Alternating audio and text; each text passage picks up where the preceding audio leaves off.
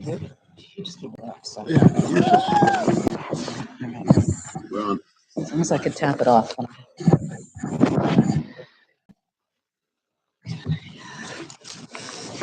Notice is hereby given that the Zoning Board of Appeals of the Town of Islip will hold a public hearing on Tuesday, March 26, 2024, on the following applications at the times listed or as soon thereafter as they may be reached. At such time, all interested parties will be given an opportunity to be heard. Application number 167-24, Joyce Ann Bonvicino. Permission to leave shed having rear yard of 3.7 feet instead of required 4 feet, and pool patio having side yards of 4.5 feet and 5.2 feet instead of required 6 feet each. Residence B, District 278 Cluster, north side of Greenbelt Parkway West, 1,304.93 feet east of Shadow Grove Lane, Holbrook. Is anybody here on the application of Joyce Ann Bonvicino? Everybody, when you hear your name, just come on up to the podium. Please adjust the microphone. Or grow, either or. Yeah.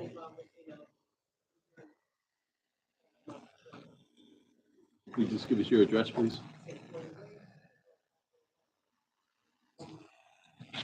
The application is the mother has just for the shed and then the pool patio. Any questions from the board on this? No. Planning, any comments? No comment. Anyone else would like to be heard in this application? Make a motion to approve the application. Second. All in favor? Aye. Application is granted. Have a nice day. Application number 168-24, Matthew and Maureen Fettern. Permission to leave hot tub having side yard of 13.4 feet instead of required 14 feet, and pool deck having side yard of 9.5 feet instead of required 10 feet. Residence A District, east side of McConnell Avenue, 350.77 feet north of Railroad Street, Bayport. And not coming? I don't know. Good evening.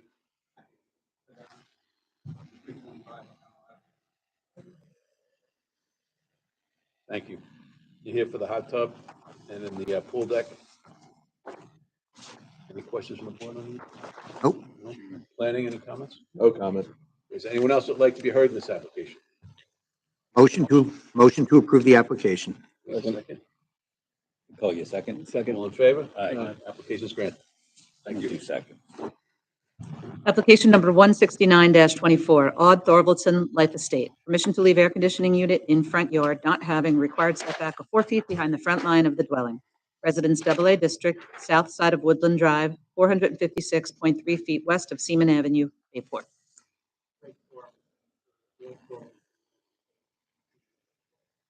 Good evening, Mr. Thorlson. Do we have any questions from Mr. Thorlson on the air conditioning unit? Nope. No? Planning? None.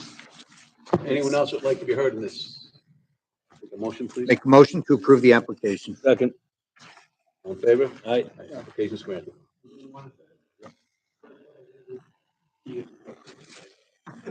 Congratulations. I think Mr. McCabe was here. Yeah.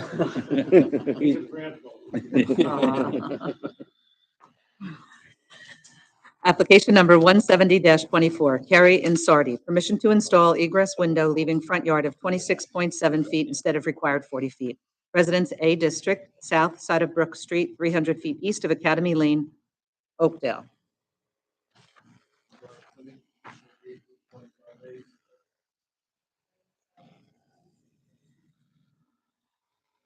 Good afternoon, Mr. Toomey. Want to present on this or just here on the window then? Okay. Any questions from the board on this? No planning, any comments? House itself is 29.9, so this is relative. Does anyone else would like to be heard in this application? Make a motion to approve the application. Take a second. Second. All in favor? Aye. Application is granted. Another one. Oh, that's you.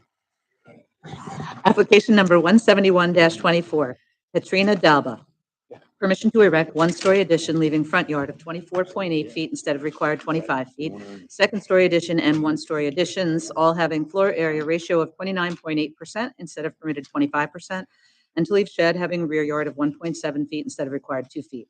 Residence B District, east side of Franklin Avenue, 237.5 feet north of 13th Street, Bohemia.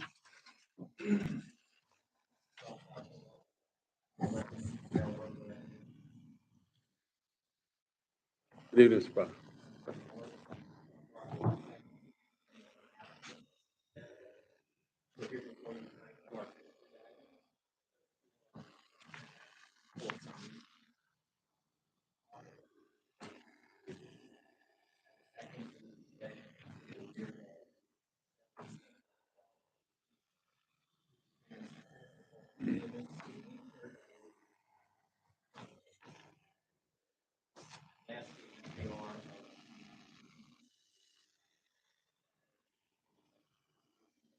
You can push it another point too.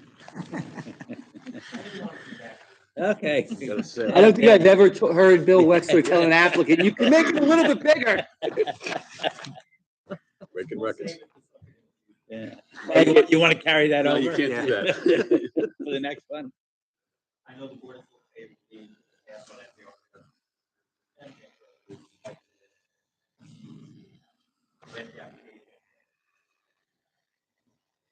Any questions from the board? No question. No question. Planning, any comments? No comment.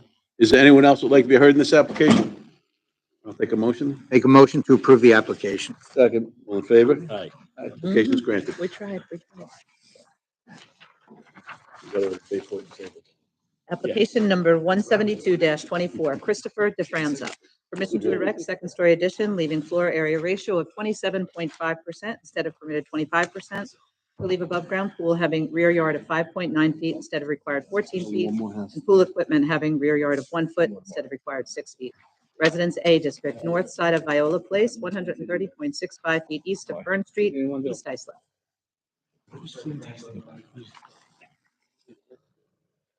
Good evening, sir. You're here for the second-story addition, the above-ground pool.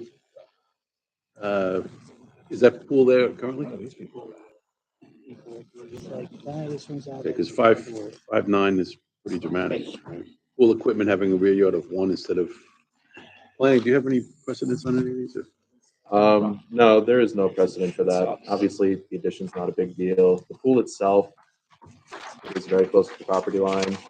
More than 50% relaxation. It is a rather shallow rear yard at about 30 feet, so they probably could have put it in a more conforming place, although probably not completely. What's on the other side? I'm sorry, which is the subject? All right, well, there's no deck, so that kind of takes away from. There's none. Right, which helps. Otherwise, you're looking right into the neighbor's property. You know, we could always grant it as long as you don't swim in it.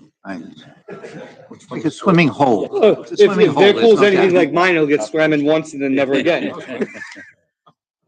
We go away from the pool. Yes. Any other questions from the board on this? No planning anything else? Or No, nothing else really. is there anyone else who would like to be heard in this application? All right, so then we'll take a motion to approve it for the life of it. Do you want to Sure. handle that? Yeah, I'm gonna give it my best. Go ahead. I'm going to make a motion that we grant the application with respect to the pool for the life of the pool. When the pool is no longer, you have to move it to a conforming location. Thank you. Get a second on that motion? Second. All in favor? Aye. All right, application is And granted. Billy, that was your best. Yep, I worked on that one. My PB. Application number 173-24, Joseph F. Falco, Evelyn Falco, Life Estate.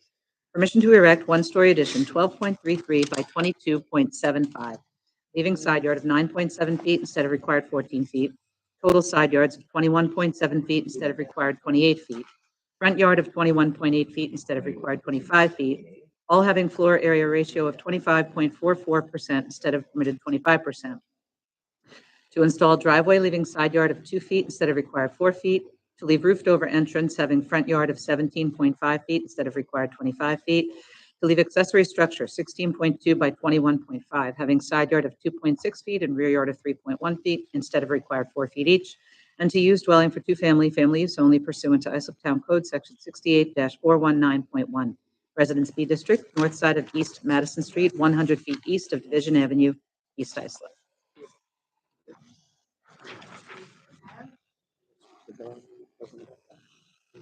I forgot.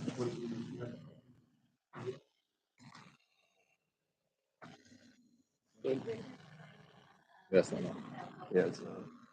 Did you see if it's on? Is there a switch on it?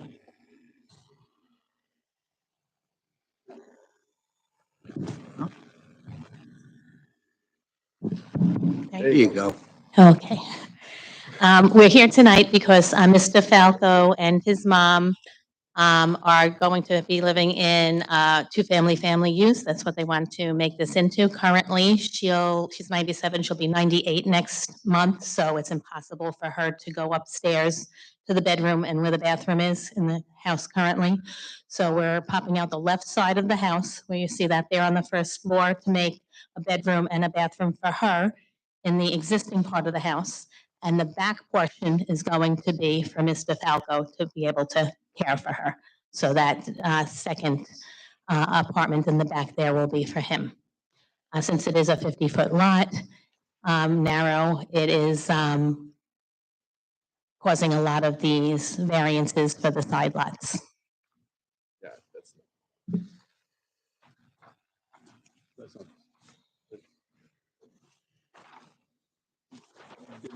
The family again is the mother and the son? You're seeking, 9.7, where it's required 14. That's 30, a little bit than 30% relaxation. That's substantial. That's not 2, 3, 4, 5%.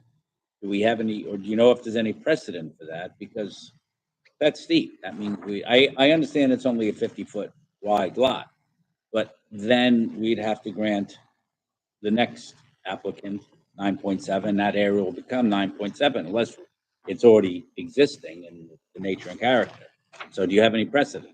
I do not know if there's other ones that have been granted. There's substantial precedent. Okay, There you go. Both the side yard at 9.7 and the front yard at 21.8. I great. figured there would be in that area. Is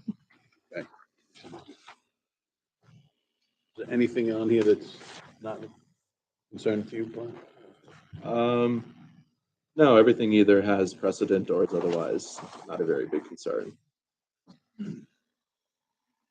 Any other questions from the board? Nope. Is anyone else who would like to be heard in this application? No. Right.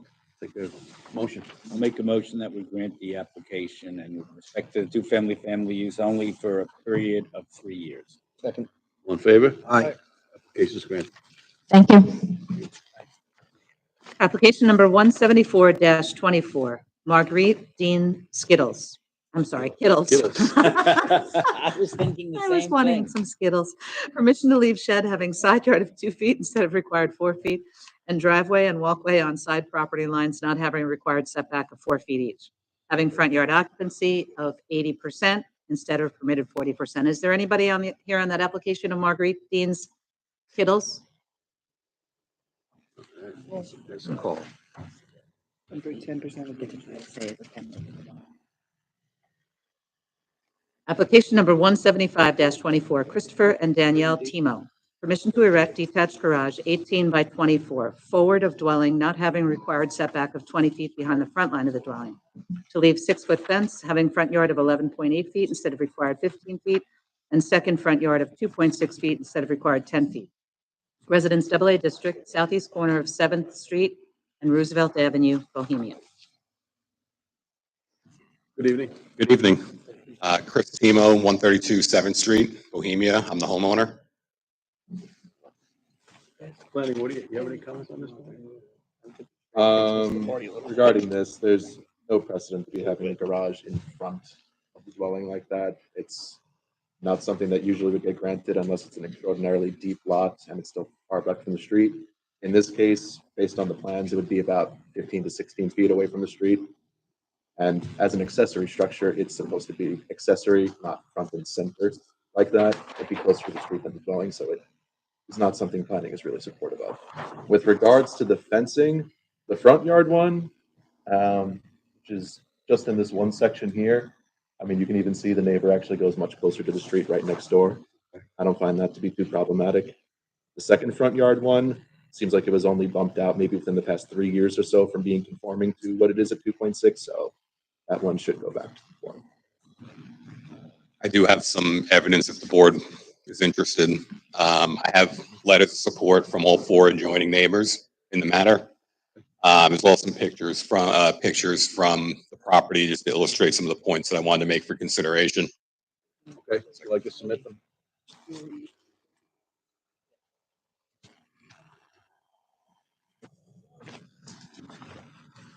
So do you want to address the garage first, or?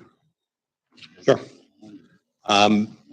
So I did look at this based on the 5 criteria that the Zoning Board of Appeals in New York State would use for an area variance.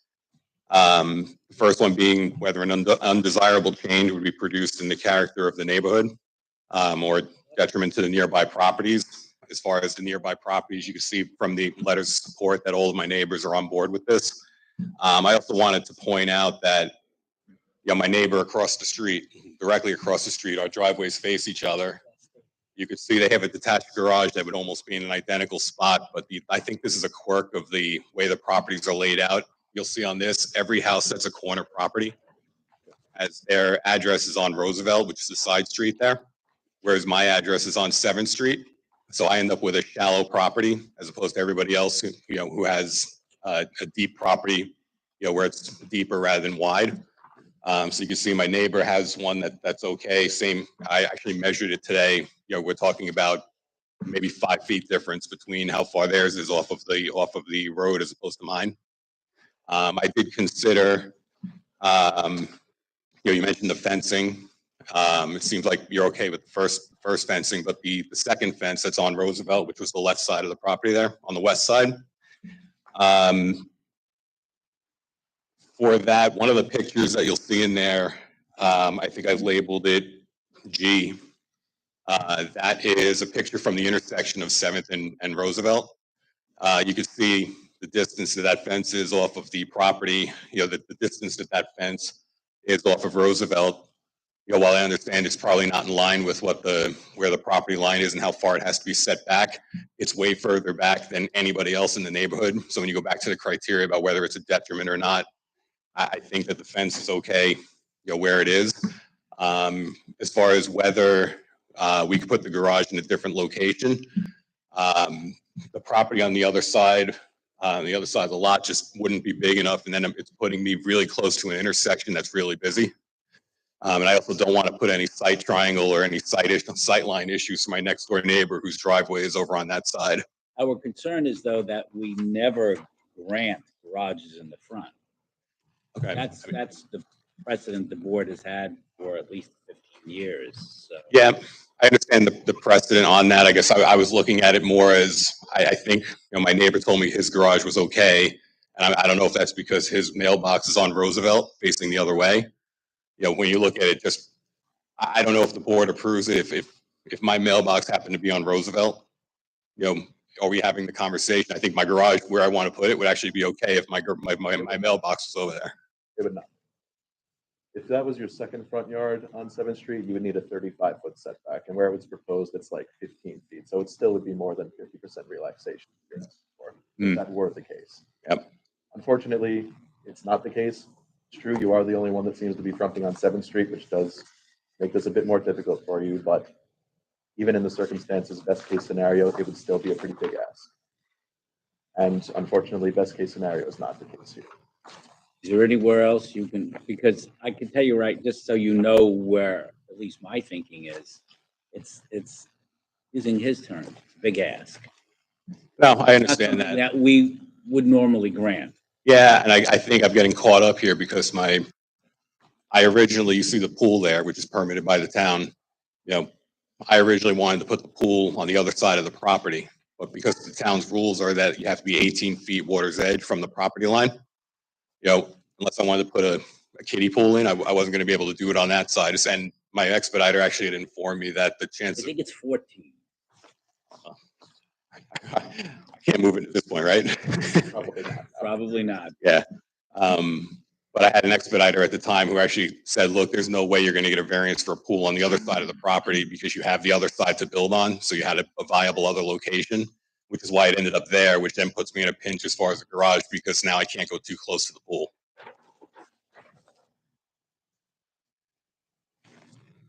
Nick, do you have anything on the garage across the street? Yeah. And I will say, sorry, as far as the precedent, I know there's, you're not saying there's no precedent there. I will say almost every other house in the neighborhood, they either already have an attached garage or they have one of those garages where you have the house and then the garage bumps out, from the house. So as far as likelihood of creating a precedent, every other house pretty much has a garage already. I don't see an influx of, detached garages coming in for this neighborhood. But we look at a radius of 500 feet, so somebody 4 houses away could say, you gave it to those folks, I want it. And then before long, everybody would have garages in front of their house, and it would look like East Rockaway. I think the question they're asking is across the street. Is that similar situation or? It was CO'd in '93. It doesn't seem like it needed a variance for whatever reason. I actually asked them about that. They said they bought the house decades ago. The garage has been there since then, so they assumed it was legal. Yeah, It is CO'd. is that right? For them, that is their secondary front yard, not their primary, which is doing a lot of the work there. I will say I did measure their garage. It's 35 feet off the street. I don't Oh, know. if that's the case, then yeah, it's just conforming. No, he measured from the street. Yeah, Like on the property line. street. Yeah, Okay. we don't. Anyone else would like to be heard in this application? Reserve? Yeah. it's reserve. All right, take a motion to reserve. I'll make a motion. Motion to reserve. Second. All in favor? Yeah, you should have blatant. Reserve decision. We're gonna have to do some research into it. Is that just on the garage piece or the fences as well? Whole thing. The whole thing, yeah, we don't piecemeal it out. That's how things get forgotten, missed, or whatever. Okay. All right, thank you. Thank you.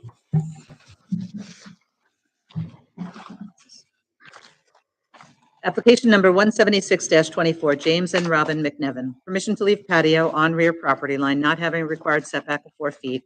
An air conditioned unit having front yard of 17 feet instead of required 20 feet. Residence B District, southeast corner of Udall Road and West 2nd Street, West Islip. Good evening, Chairman and members of the board. Mitch Brundle from Integrity Expediting, 2100 Middle Country Road, Center Reach, New York, 11720, agent on behalf of the applicant this evening.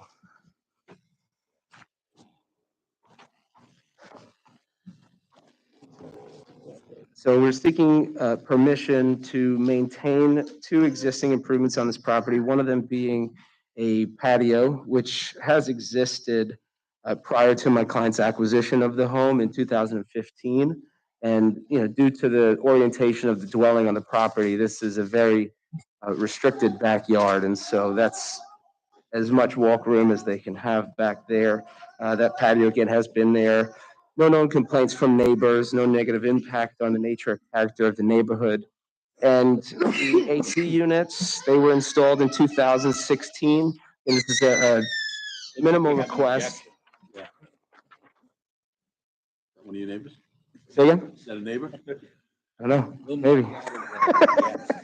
Good to say. So, yeah, the air conditioning units, not asking for much, but these.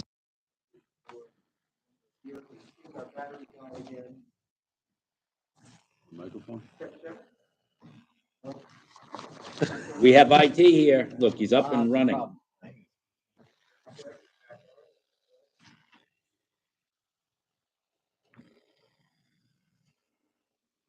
Islip, we have a problem. Why don't we just continue on while IT does it? All right, sounds good. So speak quickly. If the board were to grant this application, we believe there's no negative impact on the neighborhood. No known complaints. The board has any questions? No, nothing to add. Anyone else have any questions? Anybody else like to be heard in this application? Yes, please come up, sir.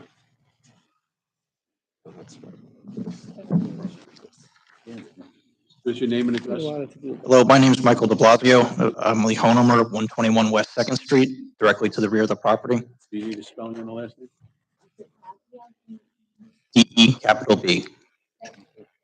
Okay, go ahead. Came to support my neighbors in this one. I would be speaking in favor of the granting the variance. Thank you. We weren't going to grant it until you Yeah. appeared. Yeah. Now we are. Save the day. Anybody else like to be heard in this application? No? Okay. Anything else from you? All right, then I'll take a motion on the application. I'll make a motion that we grant the application. Second. All in favor? Aye. Application's granted. Next one, too. Application number 6-24, adjourned from January 16, 2024, Santos Pereira. Permission to leave roof over 13 by 18, having side yard of 2.1 feet instead of required 4 feet. Shed 12 by 19.5 with attached enclosure 7 by 13, having side yard of 3.4 feet and rear yard of 2.7 feet instead of required 4 feet each, and driveway having side yard of 2 feet instead of required 4 feet. Residence B District, northeast corner of Park Avenue and Wood Street, Brentwood.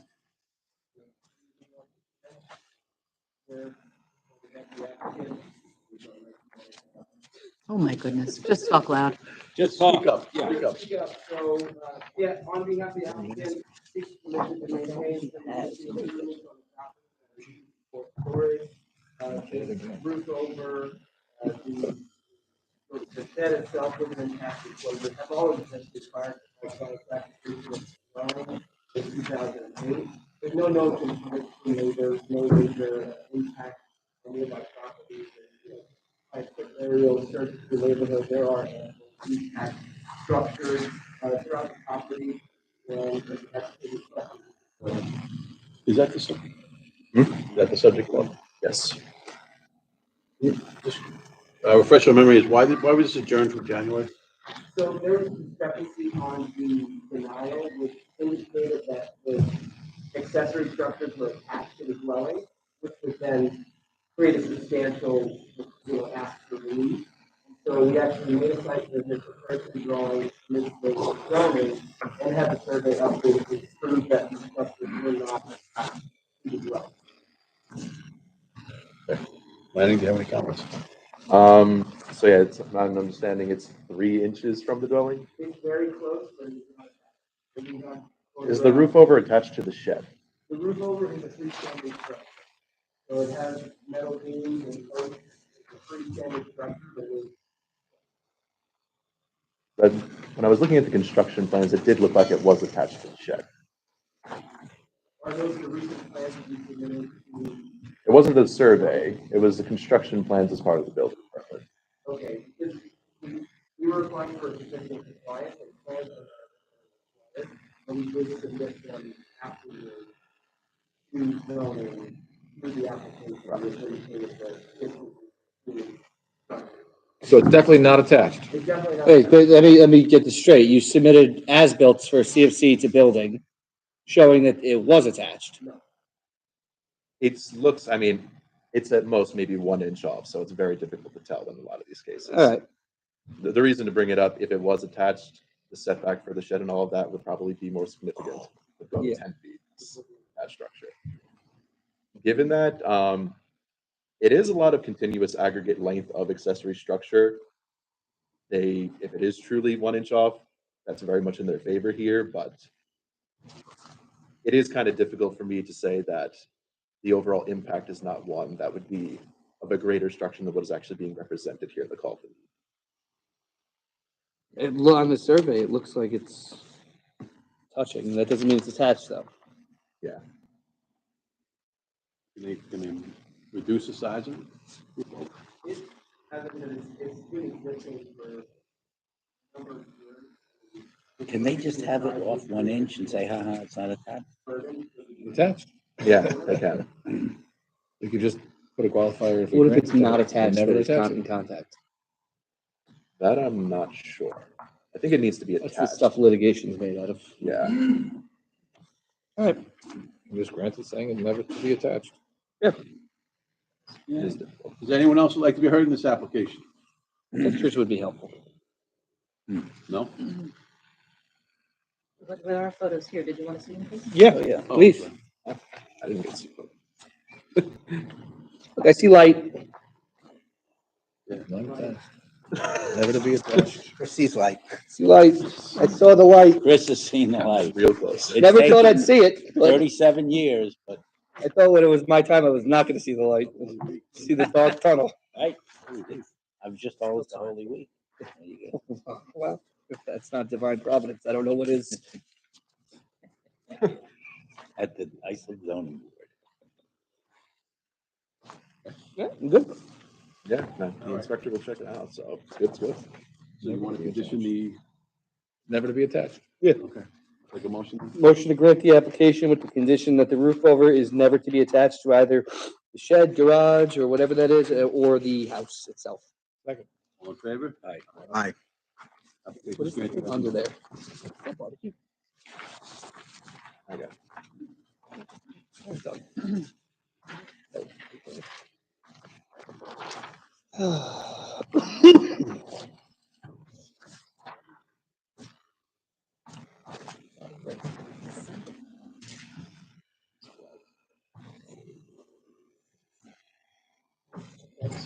Toasties.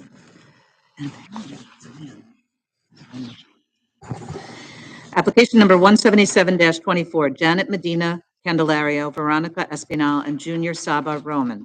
Permission to leave carport having side yard of 2.75 feet instead of required 14 feet, and total side yards of 19.75 feet instead of required 28 feet.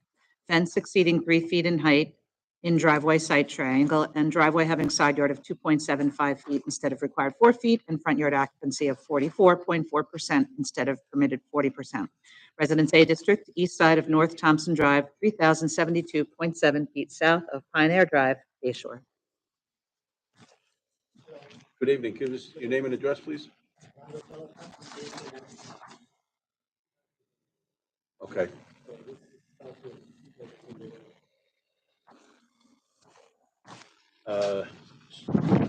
When was the carport put there?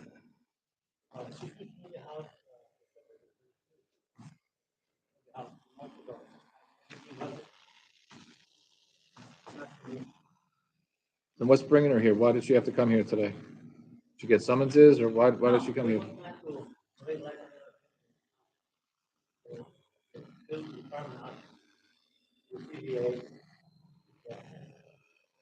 Nick, what's the precedent in that area for carports? There's no precedent for carports, certainly not one that close. Yeah. The carport is going to have to go. Have to move it a lot a bit. A lot. Yeah. Move it closer. What kind of number do you have here? None at all. There's none, so it's a conforming neighborhood. They'll have to remove the carport. And what is our front yard, what are we now at, 42.5?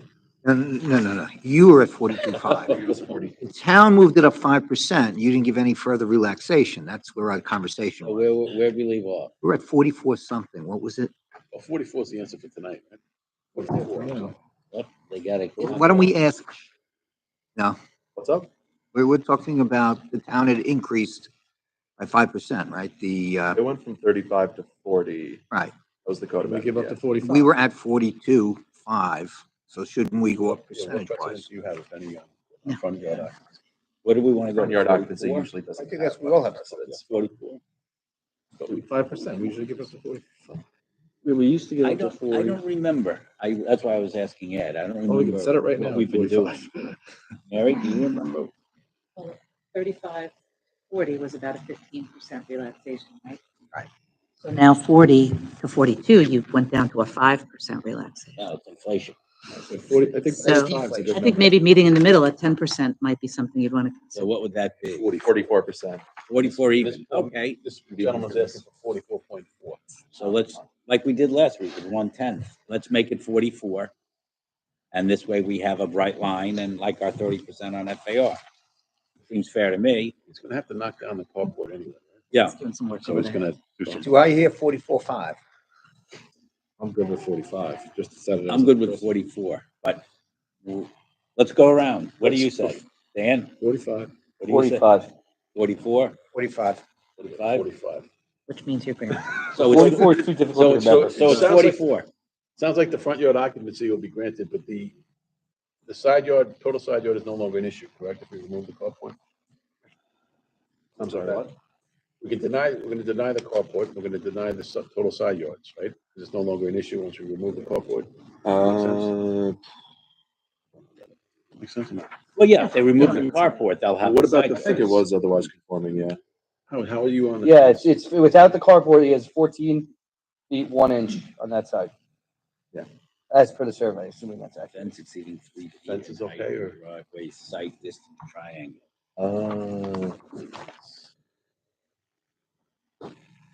4 feet, isn't it? It looks Yeah, like and a you can see 4-foot through fence. it. I don't have a problem. It's a picket fence. Yeah. It's 4 feet. And it's not like on a corner with a real site triangle, is there? No, it's being triggered by the driveway. Oh, I This see. isn't. All right, I'm okay. All right. so It's then- funny, that fence is a lot. Is there anyone less else who'd like to be heard in this of a application? hazard than the edge next door. Yeah, maybe right. Like, that would need a variance, would it? Nope. The hedge? As long as it's far enough away from the driveway. I'll take a motion. Motion to deny that portion of the relief, of the application requesting relief for the carport and the total side yard and total side yard, and to grant the balance of the application. Second. All in favor? Aye. Okay. Look, Before we move on to the next case, I think somebody has arrived on the application of Marguerite Deans Kittles. Everybody ready? Go backwards. Yes. Application number 174-24. Marguerite Deans Kittles. Permission to leave shed having side yard of 2 feet instead of required 4 feet, and driveway and walkway on side property lines not having required setback of 4 feet each, having front yard occupancy of 80% instead of permitted 40%. Residence B District, south side of Bitterman Street, 300 feet west of Ferndale Boulevard, Islip. You're in opposition. okay. Okay, we'll table it then to see if the party shows up. I'm sorry. Okay, there's no one else here on that application? Okay, sorry.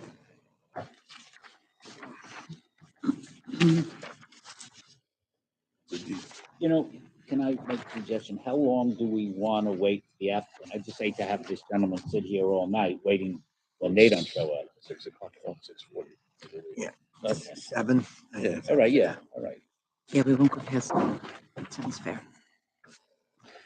Application number 178-24, Frank Frazetta, trustee of the Frank Frazetta Revocable Living Trust. To renew permit for two-family, family use only. Residence A District, east side of Sequoms Lane East, 748.6 feet north of Eaton Lane, West Islip. Hello. Good evening.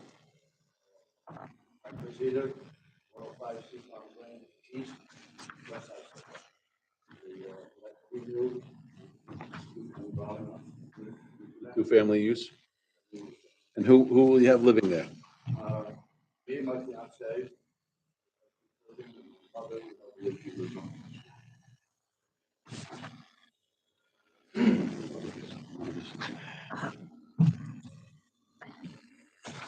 Frank. The owners, Frank, yeah. So we've got in the files, we've got proof of Frank, certificate of birth for Frank. Very old, I can't tell.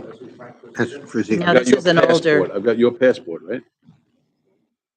I think this is older than yours. I think this was, your father was the.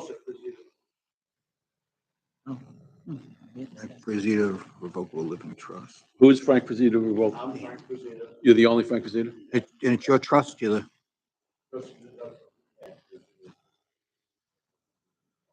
okay. All right, so they're switching, it's just the mother now. Okay. We don't have anything on the mother, right? Yeah, I'm not sure we have a birth certificate for your mother, but you can get it to us. Yeah.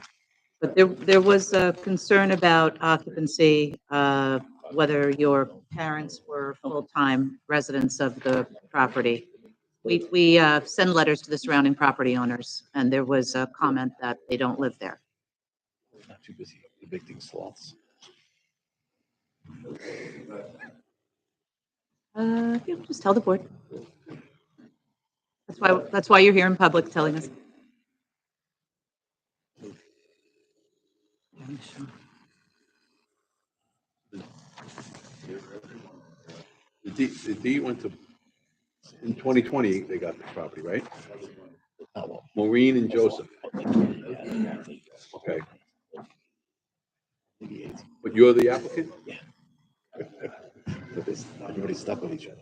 I think the trust is probably wrong. It's got to be the Joseph, right? The revocable trust. Isn't this usually an older person's Yeah. name? Absolutely. Yeah. It's for Medicare reasons usually. The deed is in, You sure the trust wasn't Joseph? Because it says on the call of the meeting, it's the Frank Frazetta Irrevocable Trust. Was it Joseph or, Release. okay, you put it into a trust? Release, man. Release. I just don't understand why it says irrevocable trust on it. when did you transfer the property to your name? Maybe he knows a little bit more about that. When your father passed? Okay, so it went from the trust, you were the beneficiary of the trust? Okay, that's how it happened. Okay, that explains a lot. We just found your mother's birth certificate from 1941? We found it. Just found it. Sorry, the file's thick because All we right. brought the old file as well. It's really nothing. Okay, Nothing. Anybody wish to be heard? No. all right. Is there anyone else who'd like to be heard in this application? Anybody else have any questions? Really missed out. All right, I'll take a motion. Make a motion that we grant the application for a period of 3 years. Second. All in favor? Aye. Application is granted.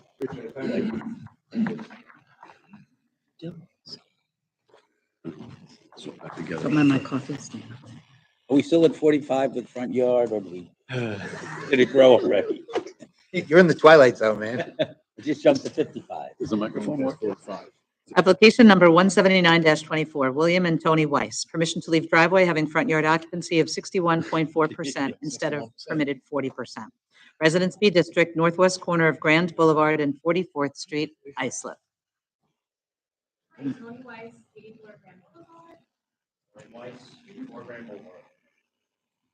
Mr. and Mrs. Weiss, you just heard we were discussing whether it's 45 or 44%, and you're coming in at 61%. Yeah, so we just purchased the property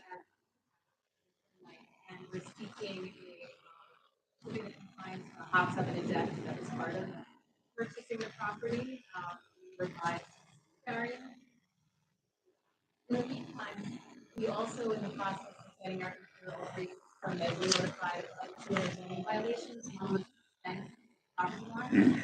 We moved that, we got rid of the shed that was going to be, and fence, there's a lot more grass.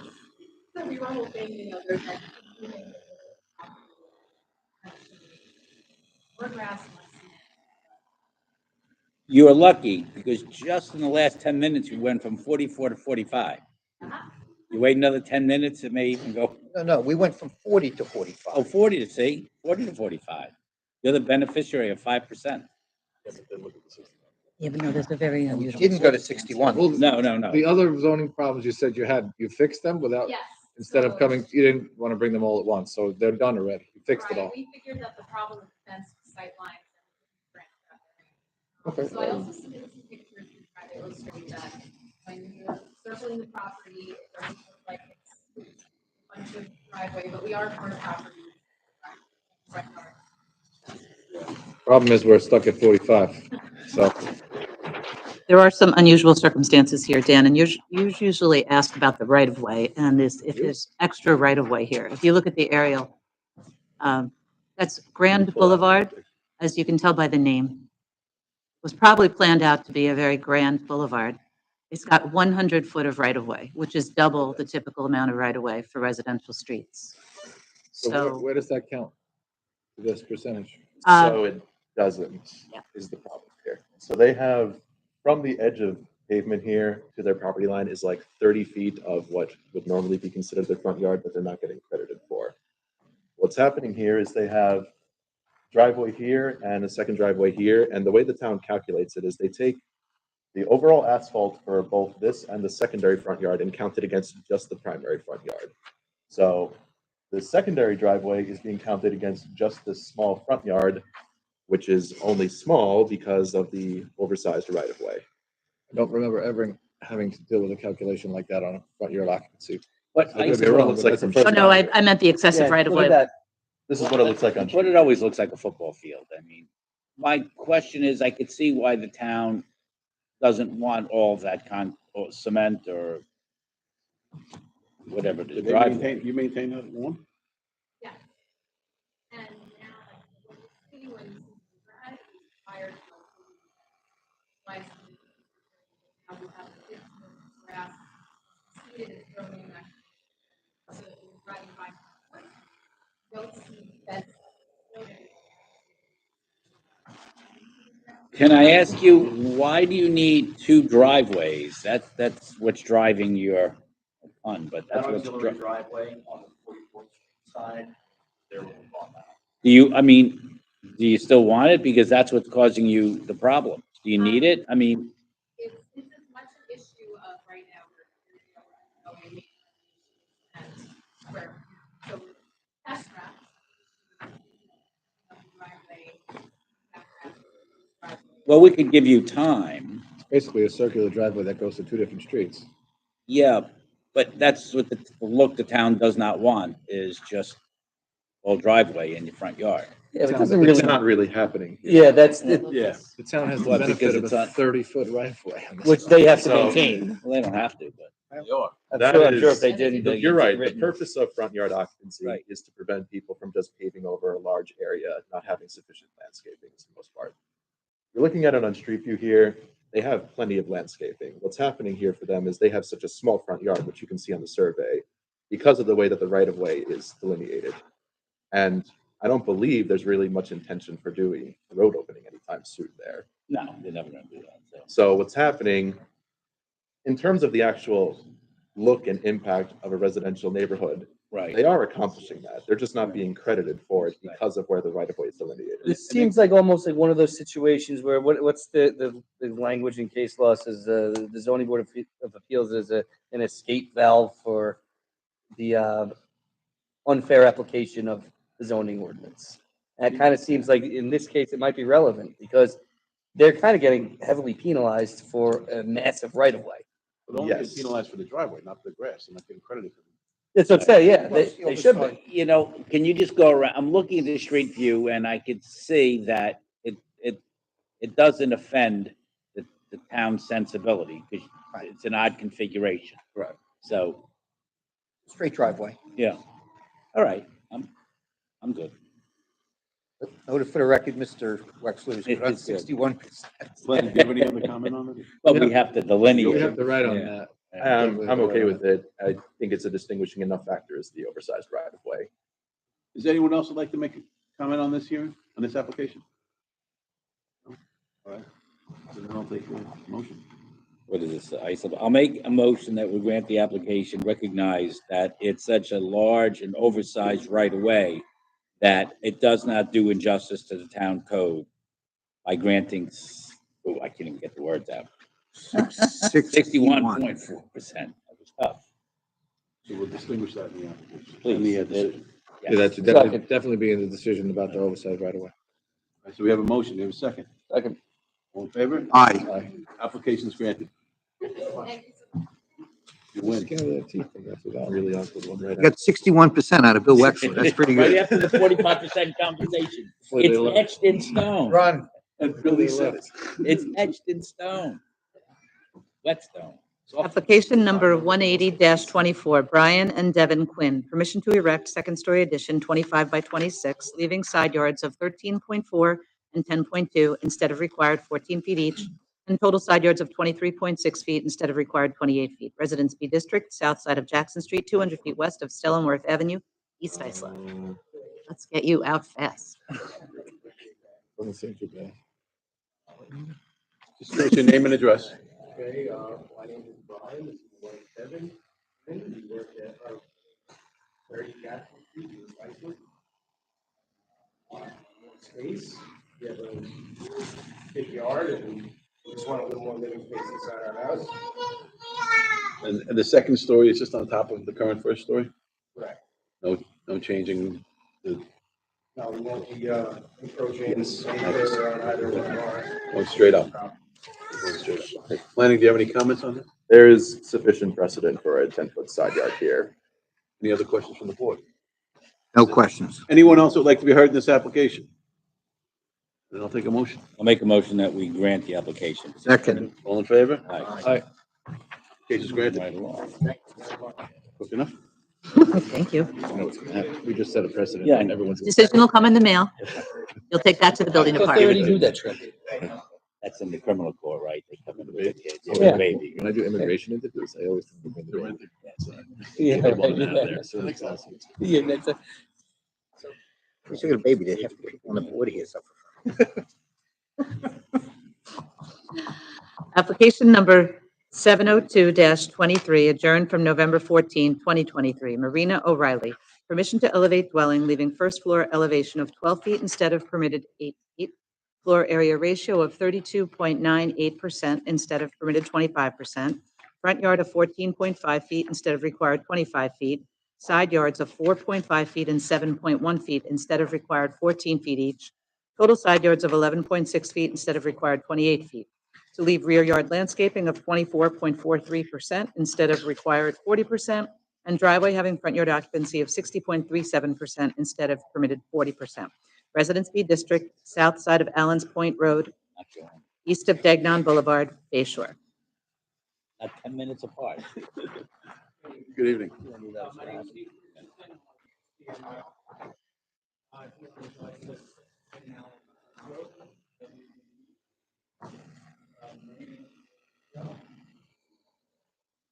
They were here previously, and we made the FAR was on. We lowered it, existing one-story house. And if you go on Google Maps, you can back further down. The house is in the side, farther back. The existing square footage for the FAR is 31.54. And now what we're doing is on the side is a small little covered. We're going to rip that up to help out a little bit. So there's a rear stair. And the rear stair is a little square footage. So instead of being the one side, we remove the side cover loophole there. Now we're at 32.98. As far as all the setbacks go,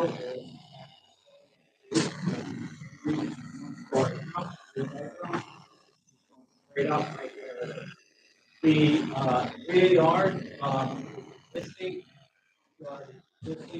they do have 5 kids. Not all of them live there. So parking is a big issue. So that's why we were originally trying to. We lowered the house and, Can I ask you a question? My question is, I understand that the side yards are remaining the same, you're not encroaching, but how high are you lifting that or raising the house? we're going up right now, 6.5. My question is, and I just picking up on this, when you're 4.5 feet instead of 14 feet and 7, and now you want to go higher, doesn't that kind of put your neighbors like they're looking at a wall of a house? So the first floor is actually going to be at 12 feet. But they're not going raising the house. So right now, the house is basically Okay. that first floor is just going up basically 7 feet so that they're able to put a car down below. Not going up low. How high is it? 6.5 feet? 6.5. But- Elevation. I know, but my question, going back to, and again, maybe you can help me, is that when you're that close, when you're 4.5 feet, and now you want to go up another, using your number, 6.5 feet, is that fair to the neighbors? They're just looking at oh, it is fair. Yes, it is. And you think The reason so. why I say that You don't live next door, do you? is because, no, it's because the two neighbors on both sides, photo is a two-story house. Is a one-story house actually lower. All right, than that's the a- existing two houses. That's a good point. You have the street view? Yes, you can see it on the street. So the house towards the west All right, then. is a two-story, the house is a high one-story. And is there, the neighborhood, does it hold or close to almost 33% FAR? Yes. All over. Okay. Right across the canal, all the houses, it's there. Oh, yeah, I see. There's So probably, we checked. there's probably a road. All right. We lowered the FAR. So you see the house on the right? two-story? I got you. They want to be like everybody Basically, else. it's basically just having that on lower level, garage, car. So this house is lower than the two houses on the two sides.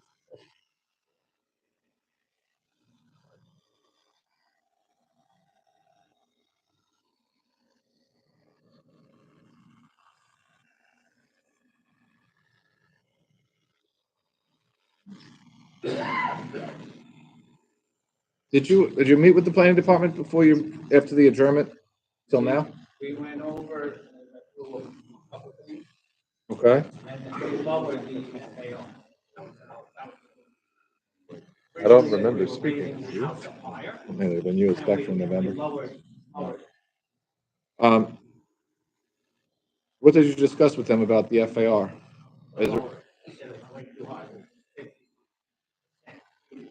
okay, So now, because the existing house is the 30, this is 31.54, staying the exact same, we're not changing it.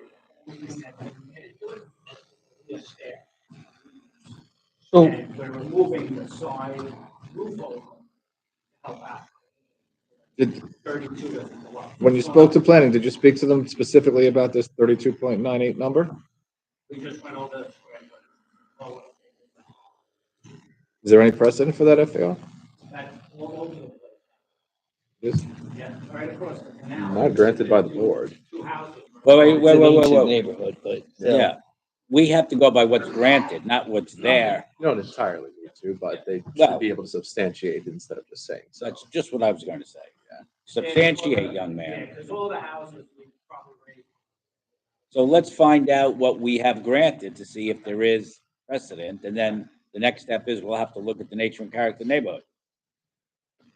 As far as grants, there's not really much of anything above 30 Okay, did you hear in that? terms of grants, Okay, that's okay. with one exception for an existing one that was at a very high above 50%. It was existing, they weren't changing that. So we have no grants above 30.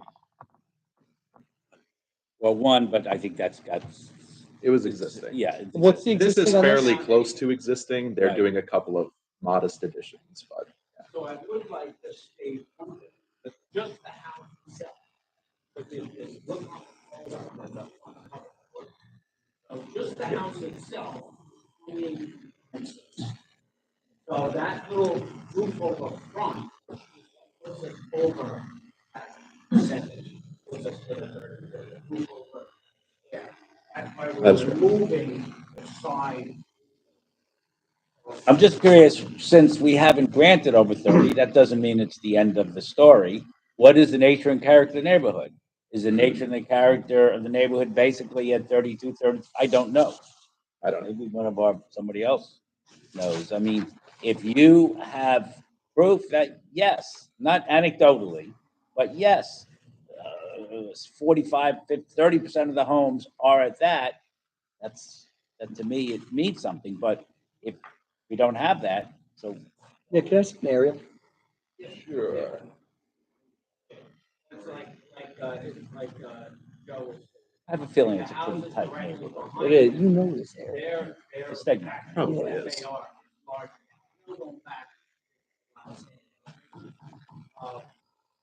When the houses way back, building department allowing us just to raise houses as if. That was under an executive was- order yeah. of the town board. That was renewed 4 times, I think, so it was good from October 2012 when Superstorm Sandy was, it was good for about 5 years. That was then, this is now. So now the question is, executive order, now there's a bunch of those in the neighborhood that have physically changed the character of the neighborhood. Executive order or not, that physically did change it. So technically, it is actually less than a lot of those other houses. You're seeing our executive order and raising our executive order. Yeah, It against us. exactly, yeah. Can you explain a little better, Steve? You said the existing FAR, which is CO'd, Yeah. is at 31.54%.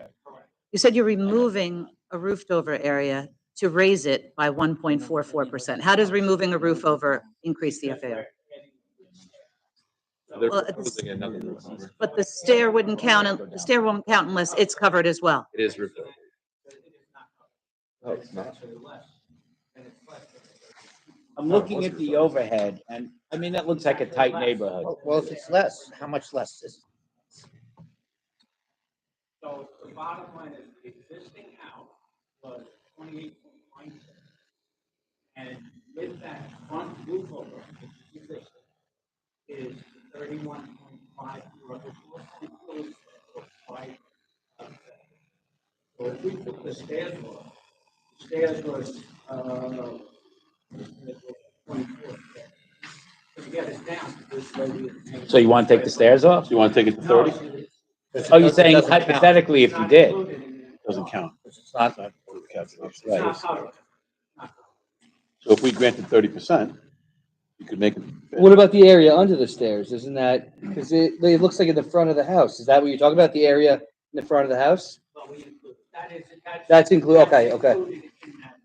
But then, all right, so if you, wouldn't the area under the stairs in the back, which is kind of like a balcony over a rear sliding door, wouldn't that be included in the FAR? Okay, so what are you talking about removing then? I'm confused now.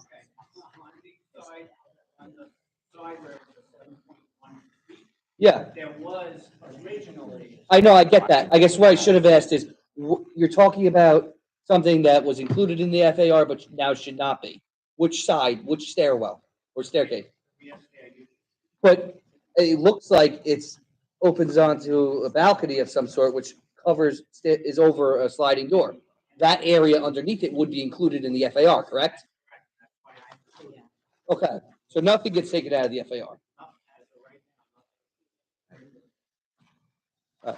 He was saying that this is not covered, right, on top, so it shouldn't be included in FAR, therefore it could go down. But what he, also underneath it, that does get included with FAR, because it's an overhang. So 30% is not gonna help him. This is why we wanted you to meet with planning. Yes, the building department. It's confusing. No, it's fine now. Nick's got it all. Is he not? 6 inches, or he went up 12, exactly. So I think it doesn't really matter. Let me ask I you a think we gotta question. If you want go to back to the park drawing board on this. cars under the house, we were discussing this while you can then make the driveway smaller and then you can comply to a greater extent with FAR. No. Front yard, I mean, front yard, yes. Who's Joe? Yeah. Oh, They basically said, you know, they need to see the 5 kids. So They all it's a don't live- major problem. In the last storm, all the kids were petrified. I know, but that doesn't make good zoning. 5 kids who are petrified doesn't make good Well, zoning. well, Because then somebody's gonna come 10 minutes later and say, I have 6 kids, and they're really petrified. so then the bottom line is, but if it was to help to lower that front yard. Absolutely. Pavement, they're willing to do it. And the rear He yard. will know. And increase the rear yard landscape. You're gonna speak, yeah, just give us your name and address. it's on the water, right? I mean, it's not. Didn't give an address. I know, but that causes a lot of other Yeah, but this issues. became very convoluted. Yes.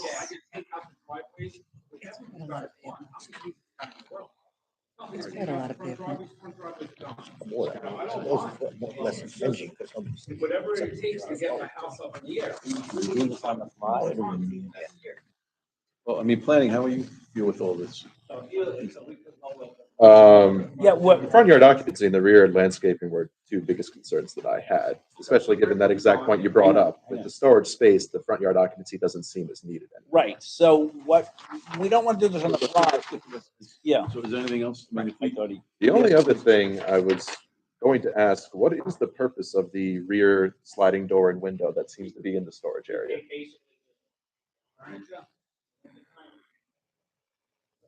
Then do you have Get a a, window. you have a garage door down there, don't you? There's also So- a garage door. But I thought the raising of the house was just for parking. Now there's parking and storage. It's for storage. It's allowed to be for storage. Yeah. So let me just ask you, if, following what Joe said, if we're going to grant you most of the relief, then you can comply with the front yard and rear yard FAR, or landscape. The rear yard, Okay, Because so, right now, the front yard. 60.37, Yeah, 60 and he needs 40. yes. So he could get that. No Okay. problem. The rear yard is gonna have, Rear yard, yeah, he can pull up some of the pavement. But right now, the rear yard was. 24.43. Yeah. where are we at? We're granting what, 30? 44.88. 40 is conforming. Instead of For me. 40's conform. Right. What do we grant in this area? In an area that's so flood prone, wouldn't we want more? Isn't the point of rear yard occupancy flood, That would be a big part of it, yeah. Yeah, so wouldn't we Permeable urge surfaces. towards conformance on a rear yard occupancy? So that's front and rear yard landscaping. So it comply. Occupancy, rear yard landscaping, yeah.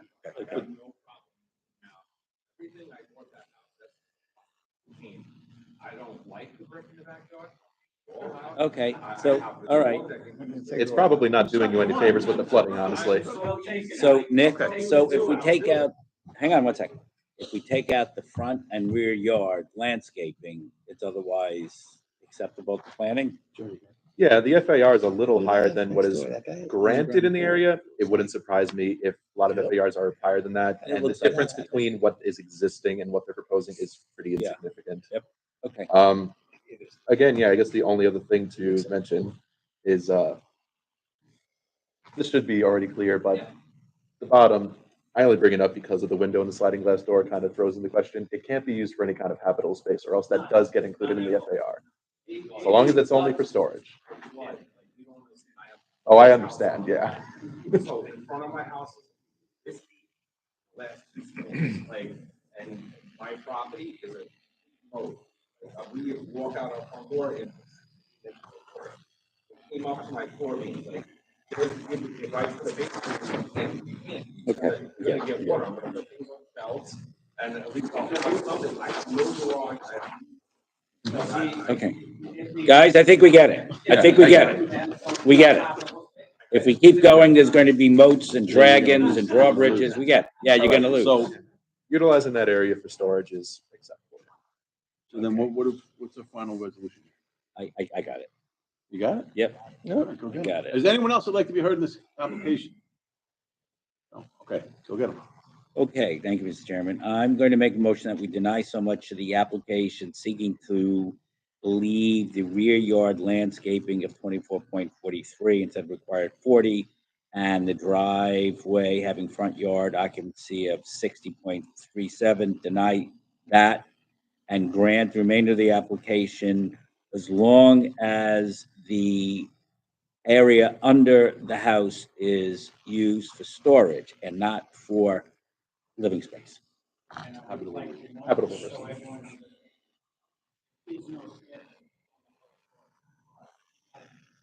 All right. You're public spirited citizens. Great. Okay. All right. Do I have a second on the motion? Second. All in favor? Aye. Application is granted as amended. Denied. Oh, let that second call guy go? Yeah. Yes. Now, what are we gonna do? The applicant here. And he just sit and don't show up. Yeah. And then if it happens second time. I see. Okay. Okay, we're just going to give one last call to the case of Marguerite Deans Kittles, 174-24. Has the applicant arrived? 28 Bitterman Street. Is anyone here on that application? Okay, so then typically what we do here is. So you're here on that application, correct? Yes. Are you Yeah. also here? Oh, no, Oh, you're, no, no. okay. Only, we're going back to Kittles. So, if you could just come up, sir. So normally what we do when the applicant doesn't arrive and a concerned neighbor does, we like to make sure that when we hear the case again, you can be present again. So, can you come to the hearing on May 7? You sure? Okay. Is that all right with everybody? I gotta be here. Can't believe we're already talking about May.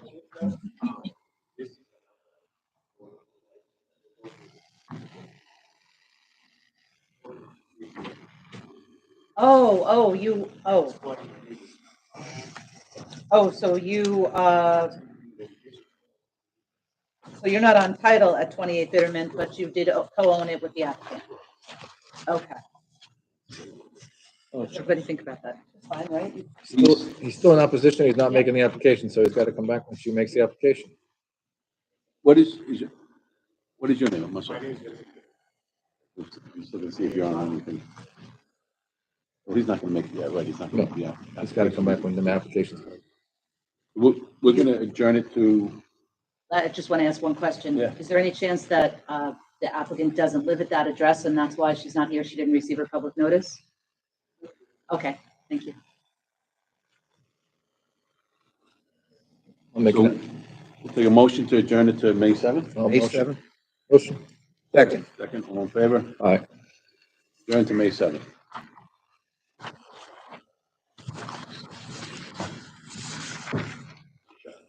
Yeah. No good deal. A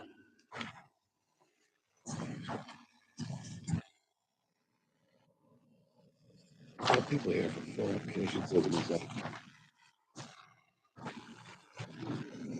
See if they get my.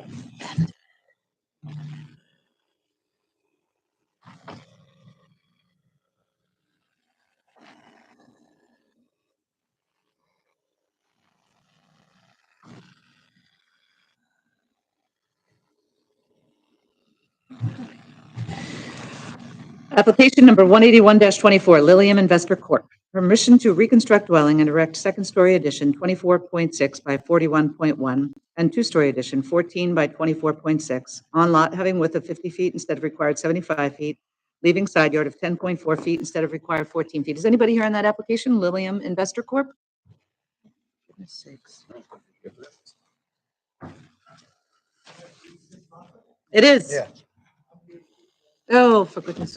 What's Is going on? everybody else here to speak against it too? There's a lot of people here for 3 applications. We're gonna adjourn that one for a little bit, see if the applicants show up. It is 6:30. 7:30. So it's 30 application.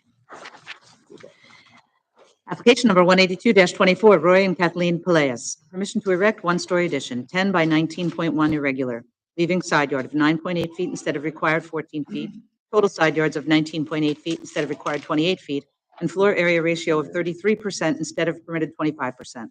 Leave oil tank having 2 feet behind the front line of the dwelling instead of required 4 feet, pool deck having rear yard of 16.3 feet instead of required 25 feet, driveway and patio having side yard of 0.9 feet instead of required 4 feet each, and to establish accessory apartment pursuant to Issac Town Code, Section 68-602. Residence B District, south side of Ontario Street, 100 feet east of Haven Avenue, Ronkonkoma. Good evening. I don't think that's working, so you can just speak. We got. Thank you.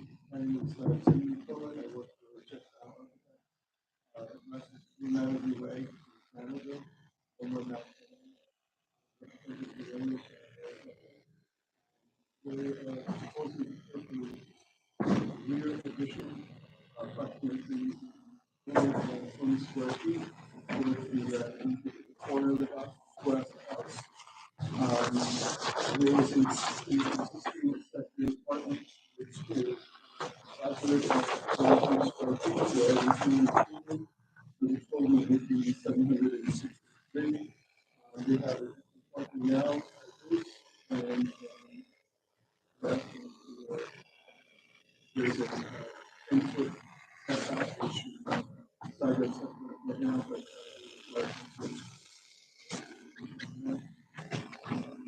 there's a pool that we added. Rear.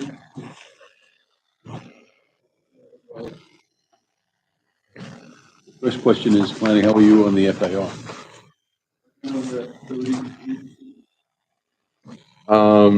There's no real precedent for 33%. There's, as per usual, grants at 30, one at 30.5. So the FAR doesn't seem like it's really justified in a sense. It is, what is the existing FAR before the addition? Because it seems like with the small addition to be pushing it up to 8% over. Probably close to 30. Yeah. I suspect, and I'm confirming what you're saying, Chris, you've noticed the same thing. It's a one-story house on a good-sized lot, 8,800 square feet. And the addition is small. It's only had 220. Is there a chance that you double counted the accessory apartment? Because if it were in the basement, it's supposed to count? Because this house right now has about a 20% FAR. I don't know how it's going to 33% with such a small addition.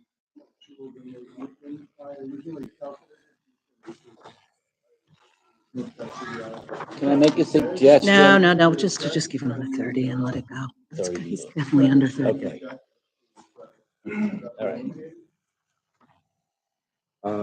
We're good.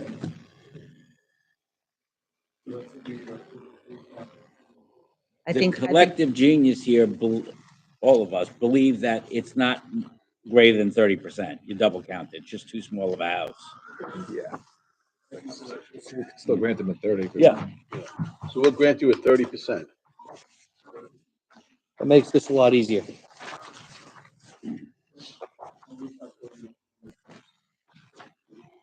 How about all the other items here? Everything else is okay? The only other one that really stands out is the pool deck, which is unfortunately only 2 inches higher than it would otherwise have been for a 10-foot setback. So it's about 50.5 instead of 48.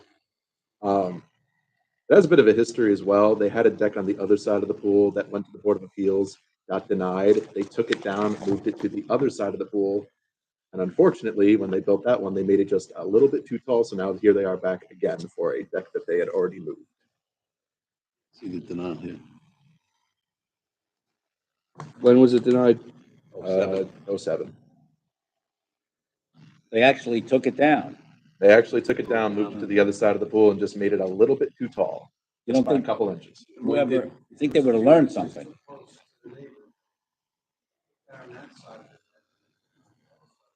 Yeah. You made it too high. Yeah, Just a bit. I mean, having gone through the rewarding experience of appearing before the zoning board, now that you had to take it down, wouldn't you want to be laser focused on the height? Height wasn't an issue last time. Okay, well, At you're the on last call of the meeting, it called it out as being exactly 48 inches tall. Oh, really? Yeah, exactly. And this is off by what, 3 inches or something? 2.5. 2.5 inches? That's fine. Yep. That's what zoning boards are for. What'd you say? Was that? That's relief escape valve. Oh, escape valve. Escape hatch? I don't know. I don't remember. Any other questions? Does anyone else would like to be heard in this application? No. All right, take a motion then. Who's wrong?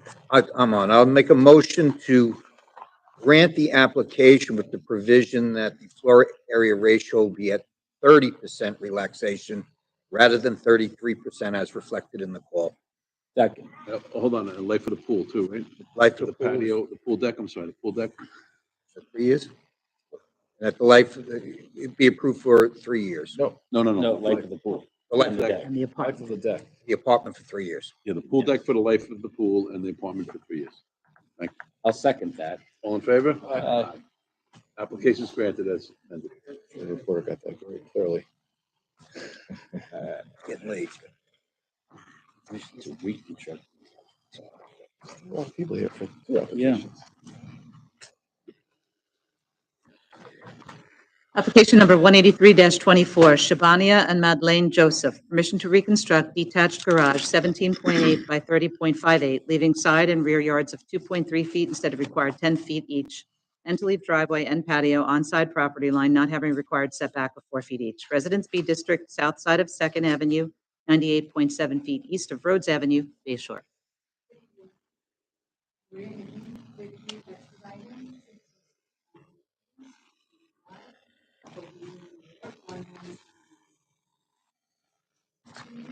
Good evening. So this lot was built in 19.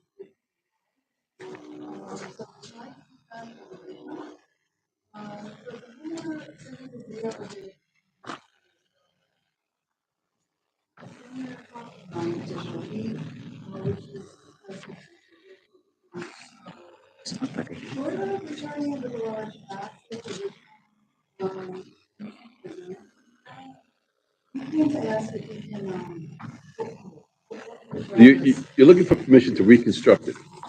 Well, that's what it says in the call of meeting. Okay, so the rear wall. We figure that board is going to. No, well, if you're gonna reconstruct it, I suggest that you bring it under 500 feet, 500 square feet. I'm sorry, do you want to take credit? Was it originally sealed? It was CO'd, but there was a demo permit for the garage in 2000. So is that the original garage and the demolition didn't go through, is what you're saying? Oh,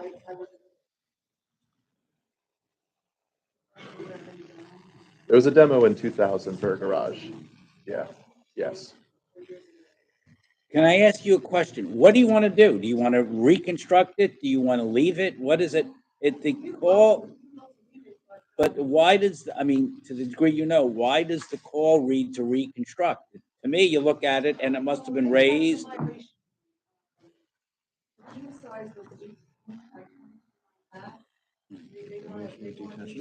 Maybe we'll ask the one in charge here. Mary, why does it say I may have used reconstruct? the word reconstruct because I think they were saying they want to move rear of garage in by 3 feet. I usually wouldn't use language like that in call it. But I did. So as you can see from the second page of your inset there, the garage was currently not on the property line, but 2.2 feet west. Right. We have two That's the way- yeah, the surveys, sur- which well, is the one the survey. real one. Yeah. So the one on top has been modified by the applicant. Never a good idea to modify without saying that's what you're doing, because it appears that it's a survey. Yeah, so the one on the front has been whited out and photocopied. Oh, you can't do that. No. You can't modify. I think it's a crime. It says it's a misdemeanor. You can't you can't modify a survey and then. No, but how do You're representing that as the original survey? You're representing it as original, both. I know, but wait a while. Let's just back up. You don't see a problem, or are we just being picayune? You can't take a survey, white it out, and then present it as if it's an original survey, and we have to unearth that it's whited out. That's a misdemeanor. It really is. You should have done something Shading would have been a better idea. to alert Oh, no, the I don't board or think the viewer that this is ersatz, it's fake. That's right now. So it's currently on the property line. So if you turn the page to the existing conditions survey, actually prepared by a licensed land surveyor, And that you can see that the corner of the garage goes over the property. The surveyor appears to say the fence is 2.2 feet west and the garage is 0.7 feet west, which means over the property line to the west. So not on the property line, but over it. Unauthorized alteration or addition to their survey is a violation of section 7209 of the New York State. It's the first Education note. Law. So Be careful in the future. I will. Yeah. what if we just have them bring it back so that it's under 500 feet, and then it would have to be 4 feet off, right? Only 4 feet off, is that right? That's correct. And to do that, I think you'd have to cut it down to like 26 feet to account for the siding and all that. Well, it currently says 30.7. Well, no. No, that's doctored. modified. Yeah, no, I'm saying, so instead of bringing it down to 30.7, I think they would have to bring it down to what, 26 or so? To do So it? what if we granted, Why don't we just say to comply? Well, they'll still need side yards. the side yard is 2.3, does that make? Should be in the code. Well, yeah, it is, but I don't know if they modify. I should change the side yards on my house.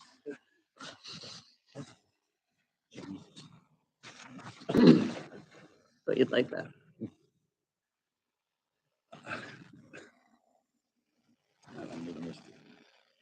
I think we should, well, that's what I'm trying to say. The side yard doesn't show that it's off. No, you're looking at the wrong one. That is the right one. All right, the call of the meeting says that the leaving side yard and rear yard of 2.3 feet. Okay, so it's 2.3 at the corner. And that's the closest point. So we're going to deny the rear yard You're gonna bring it into compliance, you're gonna bring another 500 square feet. No. So, it's 500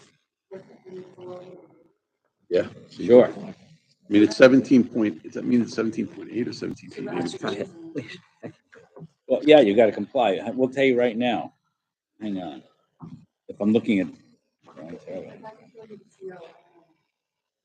We have 28. So that's part of my problem with this, is that it was CO'd as that garage being demoed in 2000. I'm looking at the historical aerials here. In 2013, it looks like there's no garage there at all. In 2016, it looks like the new garage was constructed. There's no CO for the garage. For this current one, I don't think so. Right. So there is no Can you go CO. back to 2013? Yeah, I don't know if that 13 is It's conclusive. gone. And this is 2016. I'm not sure it's gone. Go back to 13 again. It looks like there's pavement going all the way back here, but I don't think I see a structure. No, I don't Can see you go to structure. 2010 maybe? That's not there. It's gone. No, it's not there. So they demoed it and then rebuilt it. 25 by 20 feet would be Ma'am, if you could 500 just give us square your feet. name and address, please. Time out, ma'am. Give us your name and address, please. Shabanya. Thank you. This was the house in 2013, but you know, the creek is actually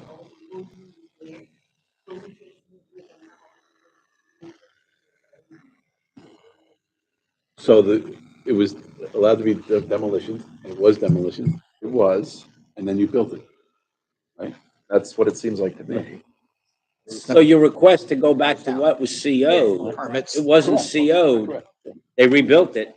It never got a CO. Never got a permit. Never got the permit to get the CO. So they'll have to comply. Well, we can deny, we'll leave the side yard. Right, 2.3. yeah. We'll deny the rear yard, That's fine. and I'll comply. How are we phrasing this, Paul? You do it. Confused. We'll just- All right. You wanna do it? Yeah, I don't mind. Okay. Okay. I'm lost. Mr. Chairman, I'm going to make an application that we deny so much of the application seeking a variance in the rear yard, allow the side yard, and the structure must be brought into compliance. It's got to be under 500 square feet, and grant the remainder of the application. We could just reflect that the side yard variance is 2.3 instead of required 4. Yes, we'll grant so much of that application. Yes. Can I get a second on that motion? Second. All in favor? Aye. Maybe 500 or 490. 499. You Yeah, can't- 499, not 500. I'm sorry. Yeah. And don't forget to account for the siding. Yeah, below 500. Yes, below 500. Good luck.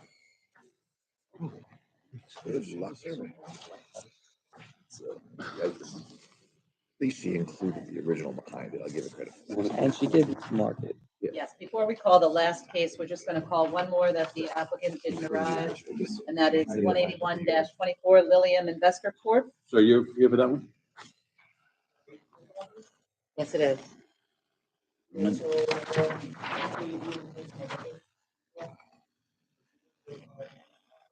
You're against the application, correct? Okay, so You're not the applicant. we're gonna have to issue an adjournment, and we just need to know what date works well for you and your mother. Or your mother.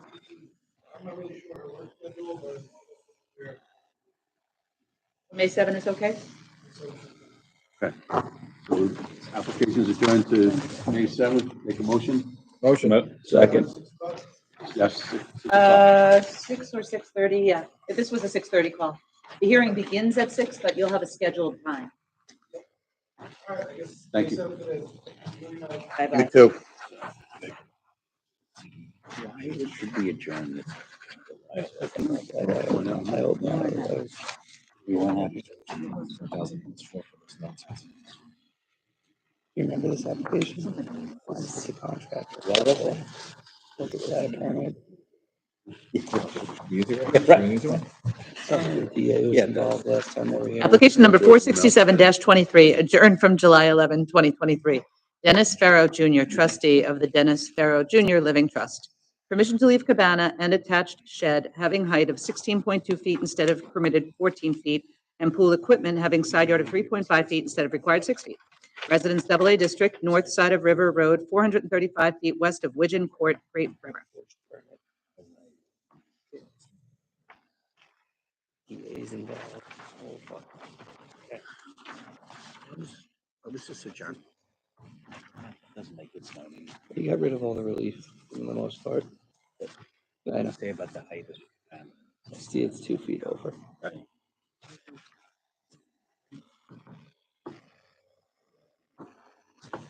This is a weird one. A bad one. I don't like it. Yeah. Thank you, Jay. Here we go. Dan, you always liked it. What? You always liked it, right? And they're usually balanced. Yeah, usually, yeah. Cheaper, listen, what's that, a coupon? Coupon. Although you can report. Yeah. No. At one point it was enclosed. One point I had. Yeah, right. Yeah. Yeah, right. It seems like he really tried to come in as much as he could. He did. It's just the height. It's a problem.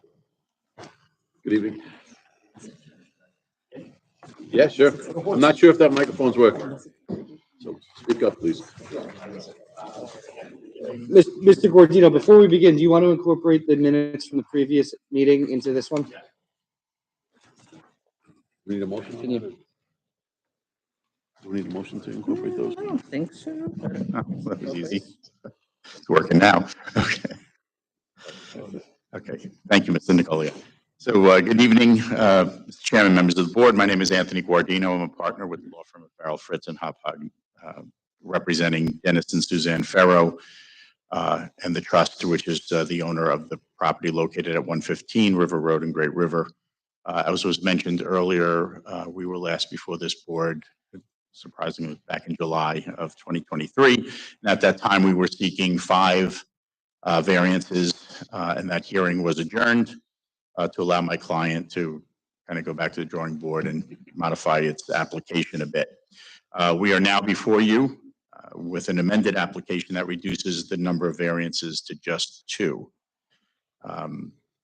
So as a result of the modifications, there was a removal of an encroaching pergola, and also a more favorable review by the building department. The Farrows are now seeking to maintain the pool equipment on their property, having a side yard setback of 3.5 feet instead of the required 6 feet, which is a 2.5-foot deviation. And also to maintain a pool house that has a height of 16.17 feet instead of the allowable 14 feet, which is a deviation of 2 feet, a little more than 2 feet, 2.17 feet. So I attached in the, or gave you in the booklet or in the clip, photos of the pool house and the pool equipment. I know you had the information from the prior hearing, but I just wanted to just give you a couple of photos to show. You can see nothing's been done since July. We had advised the board at the time that we were not working once we realized that there was no legitimate permit issued and nothing has been done on the property. My clients are no longer seeking any relief for the generator, the air conditioning unit, or the bathroom in the pool house. That toilet was removed. I have with me Mark Cruz from R&B Group, who is the architect on this project, and Dennis Farrow is also here to answer any questions the board may have. There are also a number of neighbors, Farrow's neighbors, that are present tonight. I believe that they will speak in favor of the application. So the property, again, I'm going to keep saying this word, it's very unique. It is irregularly shaped, it is oversized. You see it up on the screen there to my left. 1.6 acres. It is located on the north side of River Road, west of Widgeon Court and Great River. It is in the AA, Residence AA zoning district, which requires 20,000 square foot lots for a single family resident. This lot is 400% larger than what's required for the minimum lot area. That district also permits accessory structures such as pool equipment and pool houses, provided they meet the dimensional requirements of the code. This property is improved with a single-family dwelling, two-story dwelling, an attached garage, an in-ground swimming pool, a pool house, pool equipment, AC units, and a generator. Very briefly, because I know you heard this before, I don't know if there are any new members on the board, but, this is obviously a very interesting, not interesting, a tragic, actually, history here. As you can see from the photos that I handed up, the property was in the midst of construction, or the Farrows were in the midst of construction when these variances came to light. And since then, as I mentioned, all work has since stopped. Unfortunately, the Farrows had entered into a contract with an unscrupulous contractor who agreed to construct the improvements in accordance with all of the town requirements, as the Farrows had asked them to do, and to obtain all of the required permits. He did neither. So prior to commencing work, the contractor produced what appeared to be a building permit that looked like a valid permit from the town, and the Farrows paid a significant amount of money for the work. The contractor installed the pool and located the pool equipment in the side yard, but a couple of feet too close to the side property line. Contractor then proceeded to build the pool house, which is, as you can see from the photos, it's kind of like an unenclosed or mostly unenclosed gazebo type structure, open walls on many sides. And then within the pool house, there's an outdoor kitchen and bar, and fireplace. And in the rear, there is a changing or washroom in the back, and a mechanical room that has a hot water heater, an ice machine, and a washer dryer for pool towels and other outdoor linens. The pool house is important to the Farrows because of the unique shape and size of this property, which places all of these amenities a very far distance from the main house. So as the pool house is nearing completion, the Farrows begin to notice problems with construction. They speak with the contractor, and after not receiving satisfactory answers, Mr. Farrow went to town hall. So he went himself to the building department, questioned the building permit, and that is when he learned that there was no building permit. So he himself, he didn't hide from this. He initiated this and is kind of introduced himself into this mess or into this predicament. So he finds out from the building department that there was no valid permit issued for this job. The Farrows immediately threw the contractor off the job, stopped all work, retained new professionals, try to fix this. Through that process, they learned that the existing code had been violated by the existing construction, and that they now needed variance relief from this board, and that's why we're here. They then, just as an aside, but I think it's important, they initiated actions against the pool contractor with the Suffolk County DA and the Department of Consumer Affairs, and learned that there were, surprisingly, or maybe not surprisingly, many similar complaints of the same complaint. This person, Marino, yes. If I apologize for interrupting you, but your top arguments, it looks like the issue is the height. Right. Your top arguments, in whatever order you want, why we should grant it is what? The size of the property? Yes, and unique Doesn't hurt nature. anybody putting it. Exactly. So if I can, I mean, it sounds like maybe the board is not as concerned with the pool equipment in the side yard. That's only this high. Okay. All right. So then I'll try to fast forward a little bit then. So again, it's unique, right? It's very unique. There's no comparable property in the surrounding neighborhood. It's more than an acre and a half, right? So it's 4 times the size of the lot, of a required lot. It has a flag lot. It uniquely has 11 neighbors. The Farrows have 11 neighbors, which is, I don't know if I've ever had an application on a lot of only an acre and a half with 11 properties that adjoin it or across the street. So in that colored tax map that I gave you, this one here with the green boxes on it. So you can see the adjoining properties. The middle property is in yellow, is the subject property. So that's a unique situation. But what's even more unique, and I know I said this last time, is that all 11 neighbors are in support of this application. I don't think I've ever seen that. I've been doing this a long time. I don't think I've had 11 neighbors, but to have 11 supporting neighbors is truly unprecedented. And the supporting letters are in the packet. That's 9 neighbors around the perimeter, and then the 2 properties directly across the street that face the Farrows. The Farrows also placed this pool house in the center of their backyard. Again, it's an odd-shaped piece of property, but they put the pool house kind of in the middle, well, the pool and the pool house in the middle of that area to keep the building and the pool away from their neighbors. They were very, they were courteous. They were trying to maintain their privacy, the privacy of their neighbors. They put it right in the middle. What's also really important is that if you look to the north of the pool house, you can see some almost like pizza slices in the forest there. Those are 2 kind of extensions of other properties. The one that's to the south is actually an extension of the property to the left. It wraps around. But the point being that those 2 parcels, which are closest to where this schoolhouse is and this additional height, are just, they're undevelopable wooded land. No one's ever going to be there because they're part of another lot and they're these pie-shaped pieces that can't ever be built on. In another exhibit that I created and attached, which is the aerial that has the radius on it here, that's about 125-foot radius. So that shows that the pool house is located approximately 125 feet from any habitable structure. And if you consider that distance, 125 feet away, and the encroaching height is 2 feet, and I brought a little visual aid, that's it, 2.2 inches. That's it on the top. And keep in mind that the whole building is not 2 feet higher. It's a gable roof. And so most of the roof is actually below the 14 feet. It's only the ridge line and a couple of feet on the side of the ridge line that actually pierce the 14-foot plane. So it's a relatively small portion of the roof that's encroaching. It's not the entire roof. Also, the house is uniquely screened from view from the neighboring properties by a planted row of Leland cypresses. And this is a large piece of property.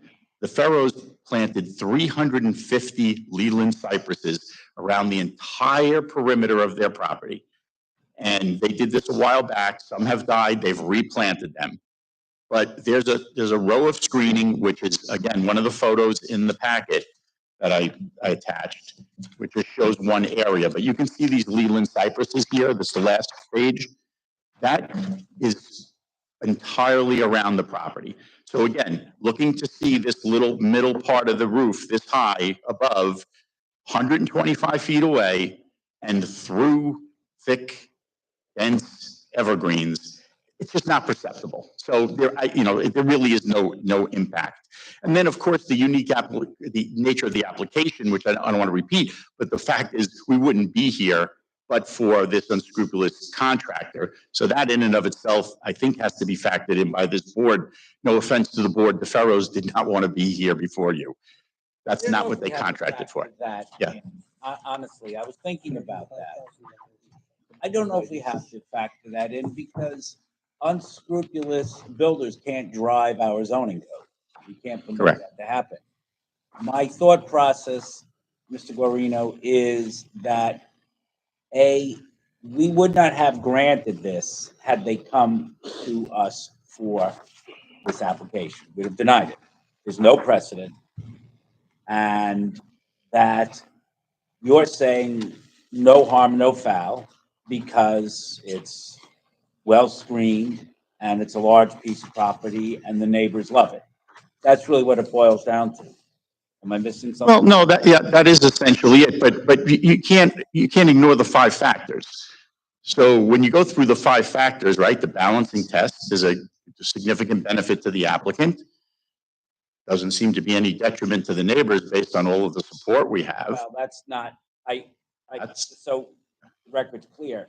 I don't believe that the case law supports that theory is it's detriment to the neighbors. Detriment is also, are we going to set a precedent? And therefore having to grant it, that is the detriment. That's not just the neighbors like it, so it's okay. If somebody wanted to build at 99% FAR and the neighbor said, yeah, we love it, that would be a detriment to the neighborhood because of the effect it would have. Agreed. So I understand. Yeah, no, and I don't disagree with you, but I'm familiar with was it the Dutt versus Bauer case that was recently decided, and I understand what the court said there. I don't necessarily agree with, but it's the law. But in that case, it specifically said that the board could consider the precedent that would be created in the area. I don't think this can be replicated. So, Well, let me ask you a question. How about somebody across the street wanted to build 16-foot, 2-inch cabana? What do you say? It can't be replicated? Of course it can. but across the street, they're on half-acre lots, and the building is much closer.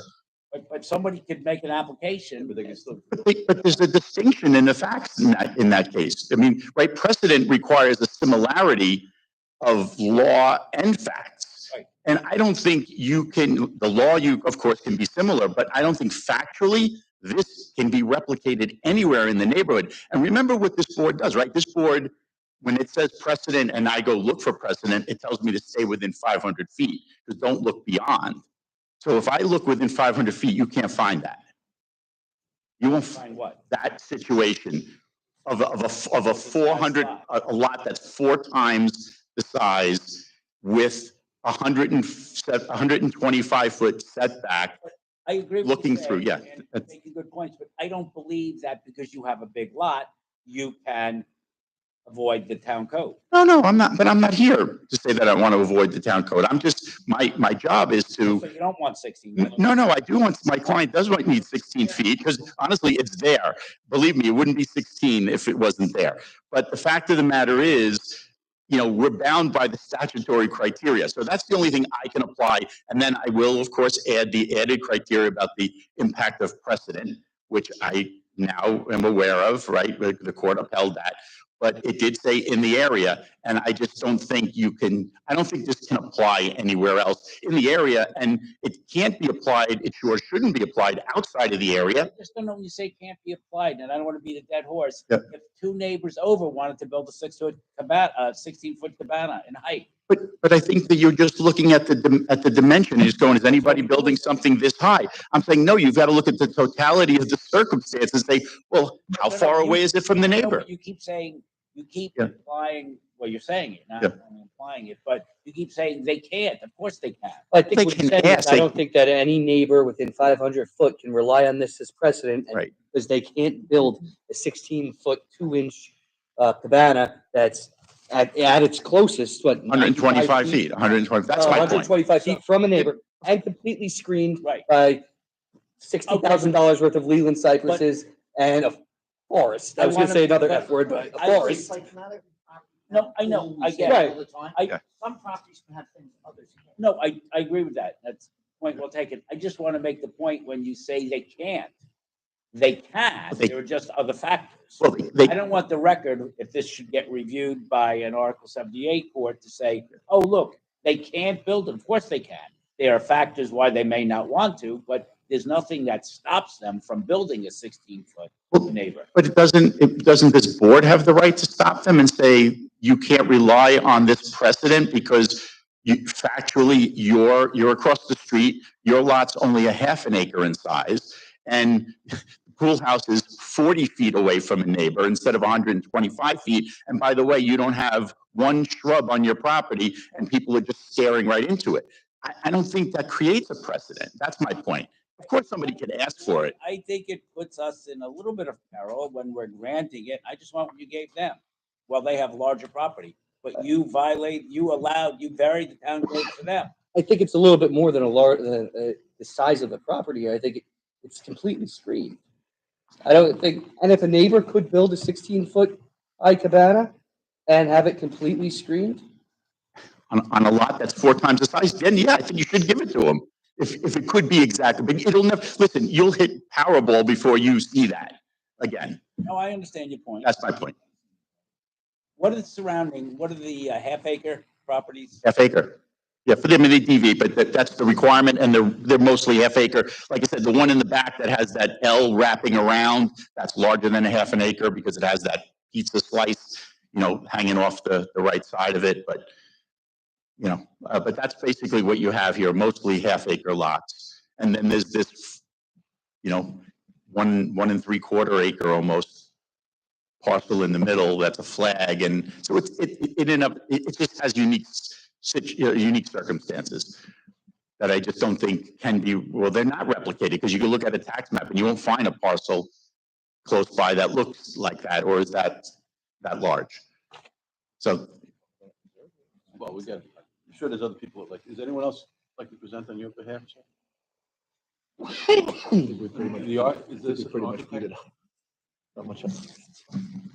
I can introduce my stick. No, that's an exhibit. I have to introduce it. I have one question, I'm sorry. He's the architect on the. Yes, I'm sorry, I meant to, Mark, you want to come on?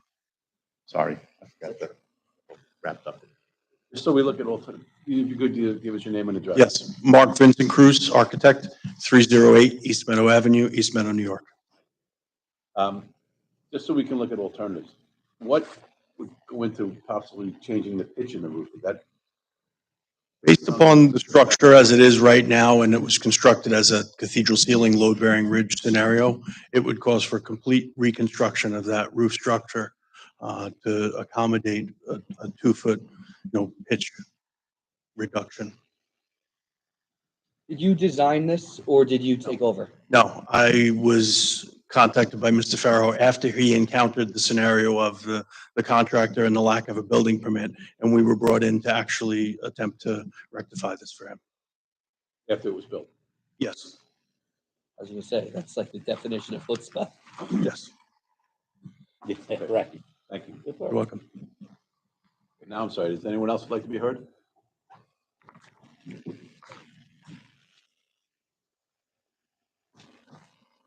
I live on the southwest, Give us your name and address. Christian Brabender, 66 Widgeon Court, Great River. Brabender, Brabender. So we're here in support of Dennis's application, and we think he's a terrific neighbor. So we live in the corner there. You don't want to build a 16-foot high cabana, do you? No, we have. No, we don't, but we also don't have the property that he has with the, How we high, don't see his house, so. how high is your cabana? Good answer. 12 and a half. Good answer. Hey, what's the? I have COs for everything, so we don't have an issue. Say 14. We're on the half acre. I mean, I really do have to say, I have to get on my roof doing Christmas lights to actually see anything. And he's a wonderful neighbor. Never, if I had more neighbors like him, that keep the property the way he does, I mean, it would be even a better neighborhood. Thank you. Thank you very much.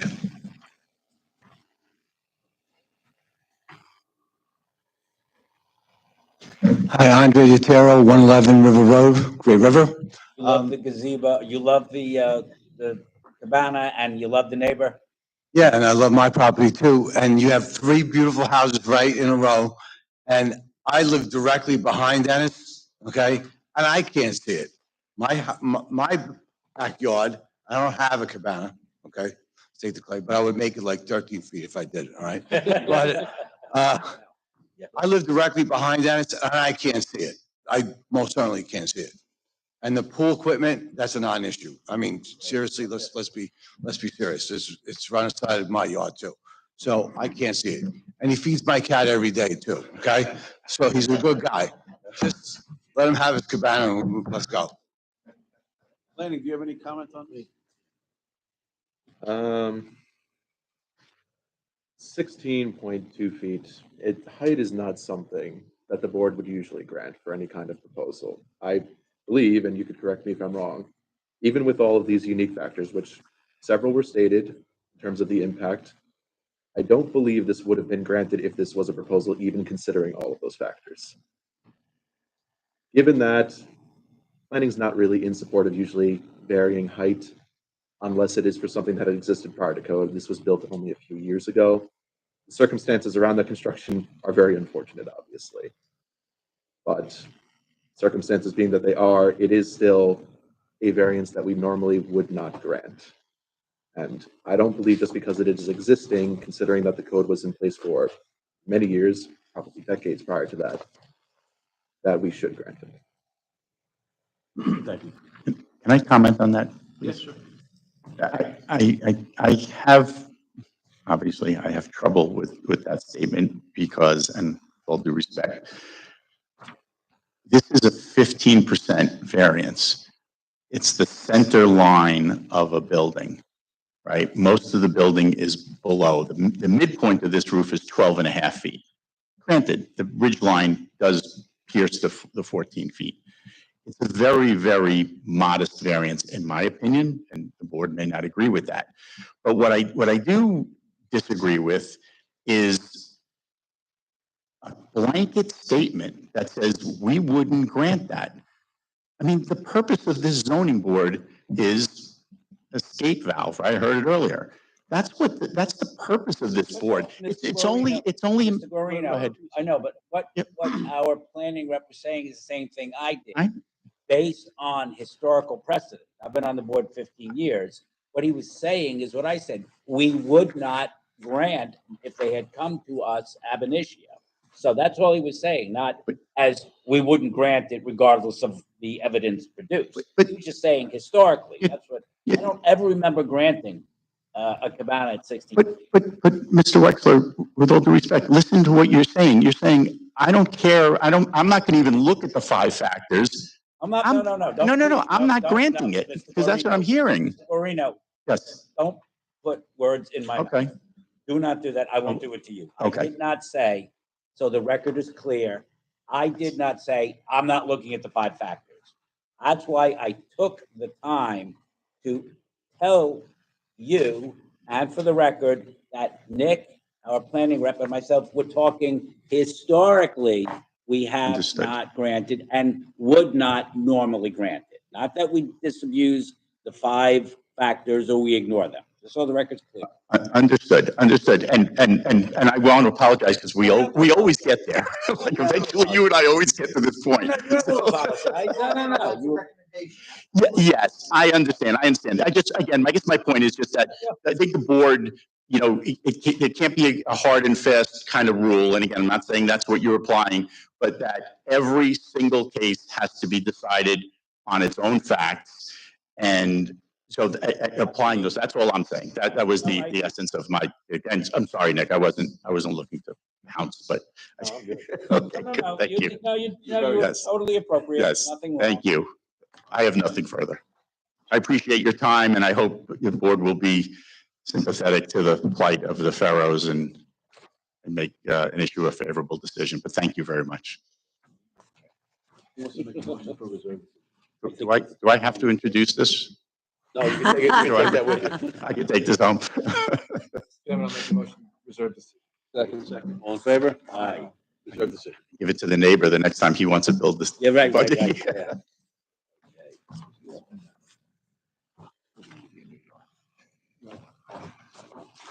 No, definitely would not. Yeah, it was just. Yeah, it is, yes. If, you know what? Was the house itself look like? Have we seen it? Oh, so what, you haven't seen the inside? Oh, it's the outside.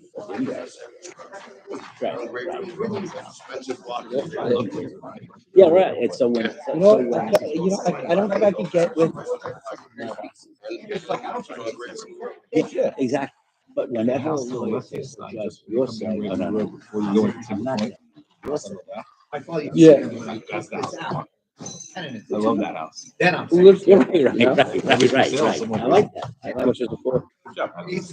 I'm supposed to be the bad guy. I'm supposed to be the I bad like guy. that. That's good. That's good. Looking through the phone now. Anything to read in, Mary? Guardino. I assume we do. I'm good with the cave and Sullivan. If you start throwing the bunch of Thank you. I don't know. You have anything to read in, man? Sure we do, right? Yeah. What's his journal? All right. What's the odds that they do us? Very good. Is she? I don't know. What that they collect? Zero. Yeah, zero. What's the chance? It was reading Zero. It's gonna. Unless they did zero work.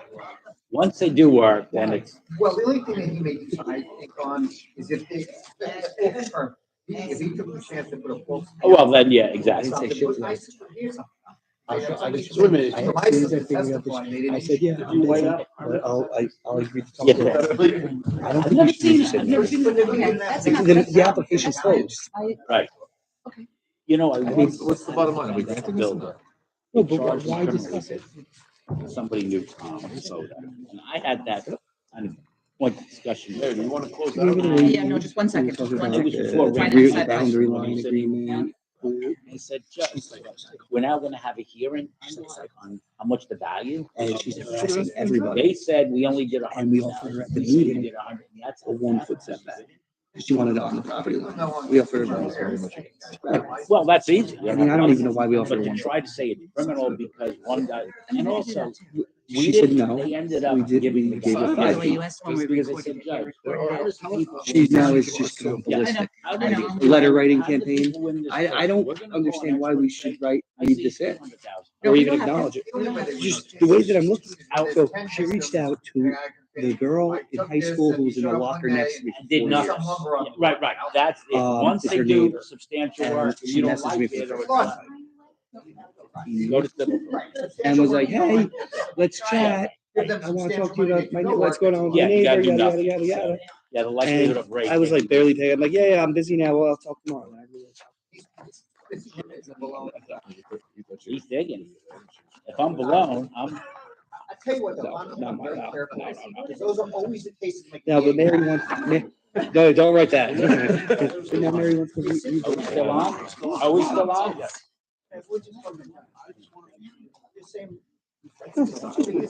Hey, just wait for it to die. When did it get caught then? Did she get the decision already? Focus on that. So it's done. What is she? Mary, statute of limitations is expired. Unless it's rock solid.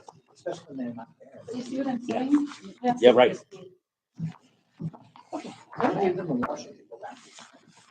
Yeah. Almost done. We have 12 accessory apartments to renew for a period of 3 years. We have a Motion? Second. All in favor? And we just have 3 decisions to read into the record. Application number 635-23. Oh, I'm sorry, everybody. Is it solo? You know, I'm used to Natasha asking me for the It's a one-woman show? cheat sheets. Pass me one back. 1, 2, 3. We'll share.